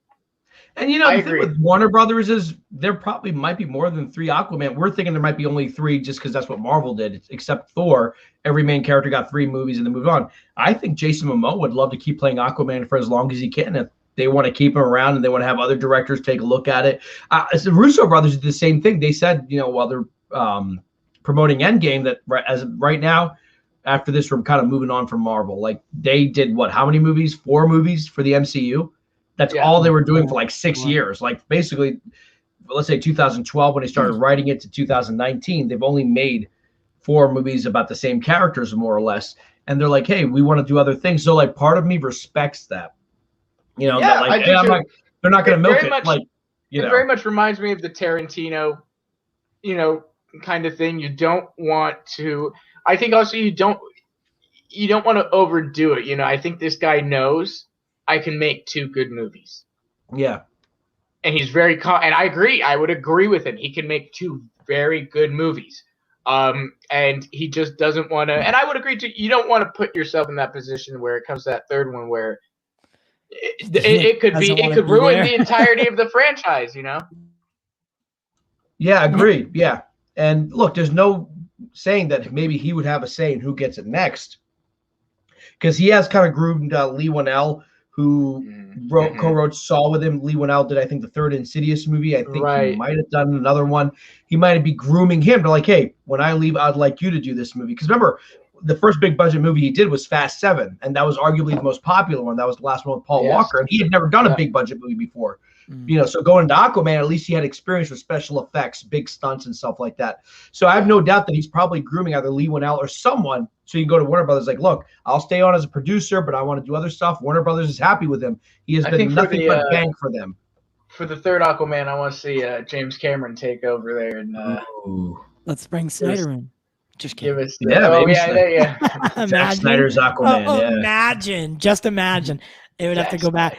All of a sudden, there would be air bubbles again, and we'd be like, I don't know, how did it happen? No. But there are hints at a Mera film as well. There were reports that came out about a Mera spinoff. So I think this Aquaman franchise is something to delve into. So yes, it's the most successful DCEU movie. Yep. So why not? I mean, we have to remember that for a while that they were so impressed with the success that they were like, yeah, we're going to do a Trench movie. We're going to do Aquaman 2. We're going to do, so. And I think James Wan himself probably doesn't want to get involved in all that. Like, he's like, I made this movie. I'm going to do the second one. Maybe he does. I mean, look, he has also shown that he's an incredible producer. Yeah, he has spearheaded that Conjuring franchise. Even only directing the 2, he is very. I like that 3rd one. I enjoyed it a lot. He produced it. He's kind of brought back the traditional PG-13 horror, which is more about atmosphere, not about gore, which is the kind of horror I like. A lot of people will be like, oh, it's not as bloody or as. I'm like, dude, I kind of like that haunted house type of stuff. That's kind of going. The irony is that he helped kill it because he made the first Saw. So after Saw, everyone's like, dude, blood and guts everywhere. Here's Hostel. Here's Hostel 2. Hey, you brought up the devil earlier. I just want to say something about it before. I know, like we're running time here. So me and my ex-girlfriend used to do this thing where we would watch bad Netflix movies. Because when Netflix first came around, you remember like all the bad movies that they had? Yeah, I mean, they still do, kind of. Like they have a library of pretty terrible films. And we used to, every Friday night, we'd watch one. And we ended up watching The Devil because of that, thinking it was this low budget, like terrible film. Dude, that movie haunts me still to this day. It's a good movie. Anytime I'm in an elevator. Elevators freak me out now a little bit, I'll be honest. Because I was Because the old lady, dude. I was probably like 10 years old when I saw that. Wow. Dude, I mean, I was like 14. I was like 15 years old. Wasn't good for me. And again, another PG-13 horror movie. It's a PG-13 horror movie. But that brings me to the point with Blade. If done correctly, could a Blade PG-13 movie actually work? Because I've been thinking about it a lot more lately. Just because I don't think the MC, you could make it kind of a hard PG-13, but I don't know if Marvel wants to go there. There are some hard PG-13 movies out there, I could say like The Dark Knight comes close to in terms of violence, like he puts a knife in the mouth and they just film it a certain way so you don't get you don't actually see him cutting, the dude's mouth open. Or like the scene where the cops you got to wait like everyone else, and the Joker takes out a shotgun and implies he blows his head off. Yeah, you could do it like that, but even that I don't think Marvel would go for. They know that families are still the key demographic for the MCU. Fox didn't give a crap. They had Wolverine killing soldiers in X-Men 2. Remember those? They take he's slicing and dicing. Which is why I'm a little bit hesitant about. But I don't know, man. I don't know, because with the Falcon and Winter Soldier scene, Like I'm telling you, I don't know. I see this new, different side. Like that scene, the way they shot it. I'm super eager to talk to Jeffrey about it. The way they shot it, like, you know, when he's digging the shield basically into the, you know, this dude's neck and breaking his head off. You can do it is. You're right. It's all about atmosphere, the way you shoot it, and here's the difference. So that was the villain. In this one, Blade, he's not going to be the shield, but he's going to be the hero, and he's going to be killing vampires without mercy. It's like, you know? it's like, and that's what I'm thinking. It's like right when I heard PG-13 Blade, I was like, fail, just fail. But I don't know. I don't know. I'm thinking there's a reason that they greenlit a Blade project. They must. I mean, they got to know that Blade came out as a literally like an adult-oriented. Yeah, but comic. I don't think they're marketing to those of us who watch the older ones. They're marketing to the new generation who's never heard of Blade. That's the issue. Oh man, and Blade, the original, came out when a time when vampires and that thing were like super popular. Huge. Buffy was huge. Yeah, Buffy. All of that was huge. So it really like that's where the critical success came for Blade. And then obviously you had a star in Wesley Snipes. And he was a bankable star too. Yeah. So I guess we'll see where this one goes. I'm worried about it, but I'm also like kind of like intrigued in a way.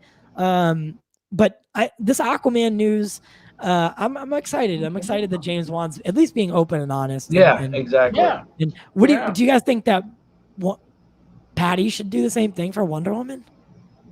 After the 84 kind of I think they already agreed with the third one. I love the 84. I'm saying go for it. So.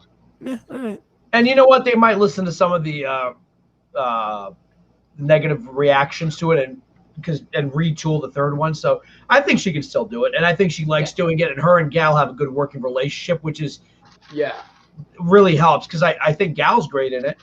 And when the movie shines, it does shine. When it doesn't shine, it doesn't shine. But I think they need a better script writer. I don't know whoever. Jeff Johns wrote that one, I think. Mm-mm. Yeah. So maybe hire someone. No, he's actually not a bad writer. Yeah. He really but again, you can tell that second film was very geared towards family friendly, whereas the first one, your World War I, families are dying, entire people are being blown up. Yeah. I loved it. I loved it so much. That's why when I saw 84, I don't know. It just didn't do it for me. It wasn't the DCEU that I remembered. And I think that was very apparent for a lot of people. Yeah. But you know what? Who am I to say? It's all subjective. Yeah. It's all subjective. It's all subjective. But yeah, I have hope for Wonder Woman 19 or Wonder Woman 3 because they'll definitely look at some of the objections and be like, all right, okay, but let's do something different. I will say this, that Wonder Woman 1984, for all its flaws, wasn't a carbon copy of the first film. You know what I mean? And that's a lot of times Marvel movies, like it's the same character, same 3-act structure, And do you think shoot. It'll probably be set in Themyscira kind of. Oh no, that's what I was gonna say. Do you think that Wonder Woman 3 would benefit from being present day? Absolutely. Oh yeah. I don't. But think they always said that it would. Last thing again. I hope they don't. Like imagine a massive ground war on Themyscira, like someone invades and she has to fight them all. Like the opening sequence of the Snyder Cut. I thought that was even that was like. Oh, that looked awesome. Oh my God, amazing. Truly, like, that'd be a good redemption story. Her having to return to Themyscira. I know they got the Themyscira show coming or something like that. So our producer Caden is saying that it will be present day and it'll tap into the mythology a lot more, which I think would be kind of cool. Yeah. All right. Yeah. I mean, I know I gotta split. I got to split too. Oh, look at that! Look at that! I got 100 people waiting on me. I have nothing to do, so I'll be here for the next 6 to 8 hours. Hey, Austin, if you come to trivia, I'll buy you a beer. Right. It's only, 12 hours. 12 hours away. Have faith, Austin. Have faith.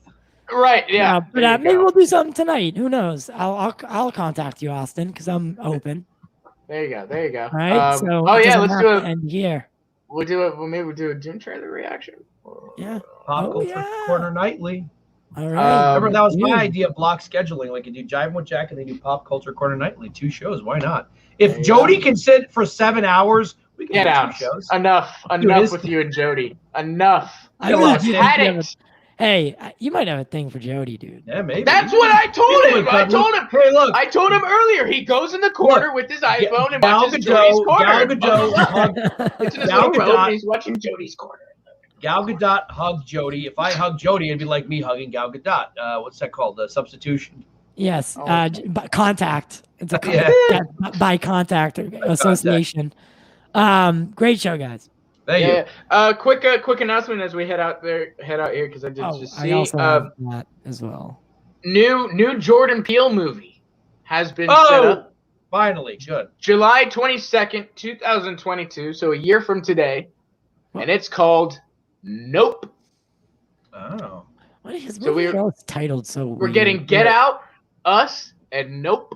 See, I thought Get Out was overrated. I loved Us. Woo. I love. What's that actor Us. who plays the guy from Black Panther?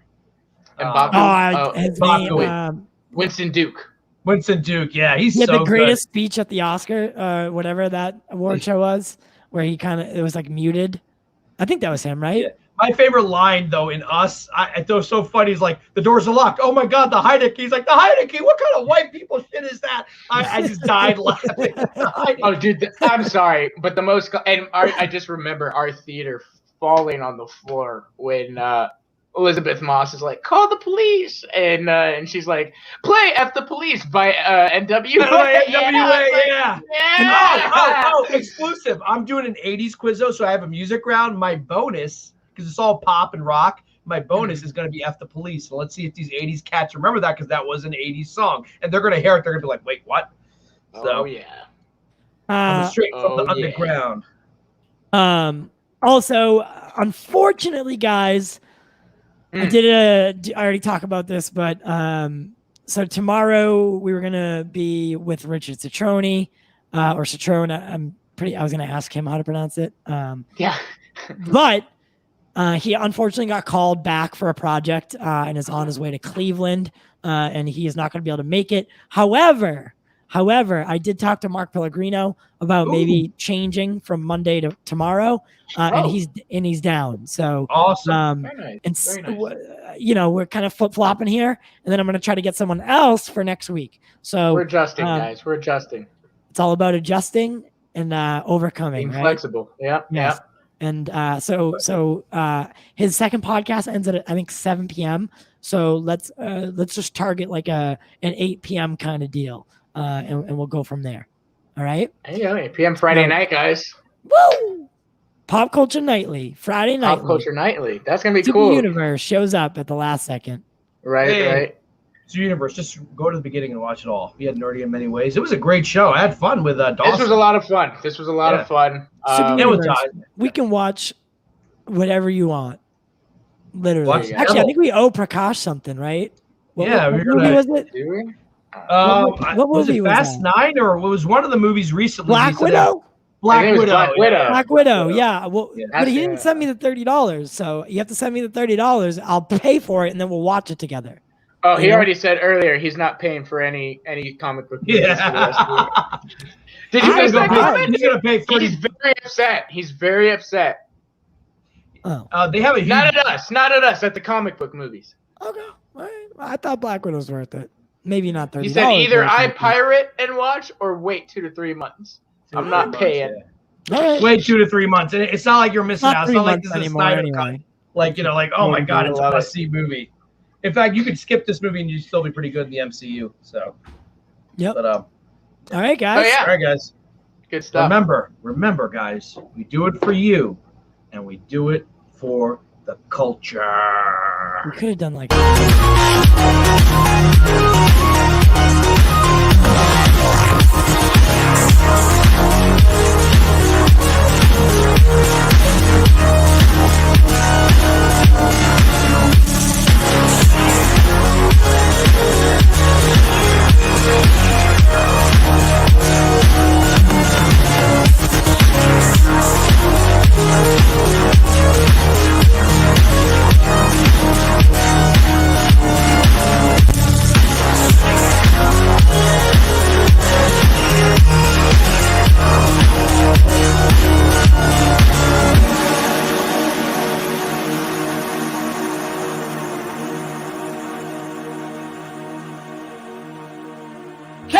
hair.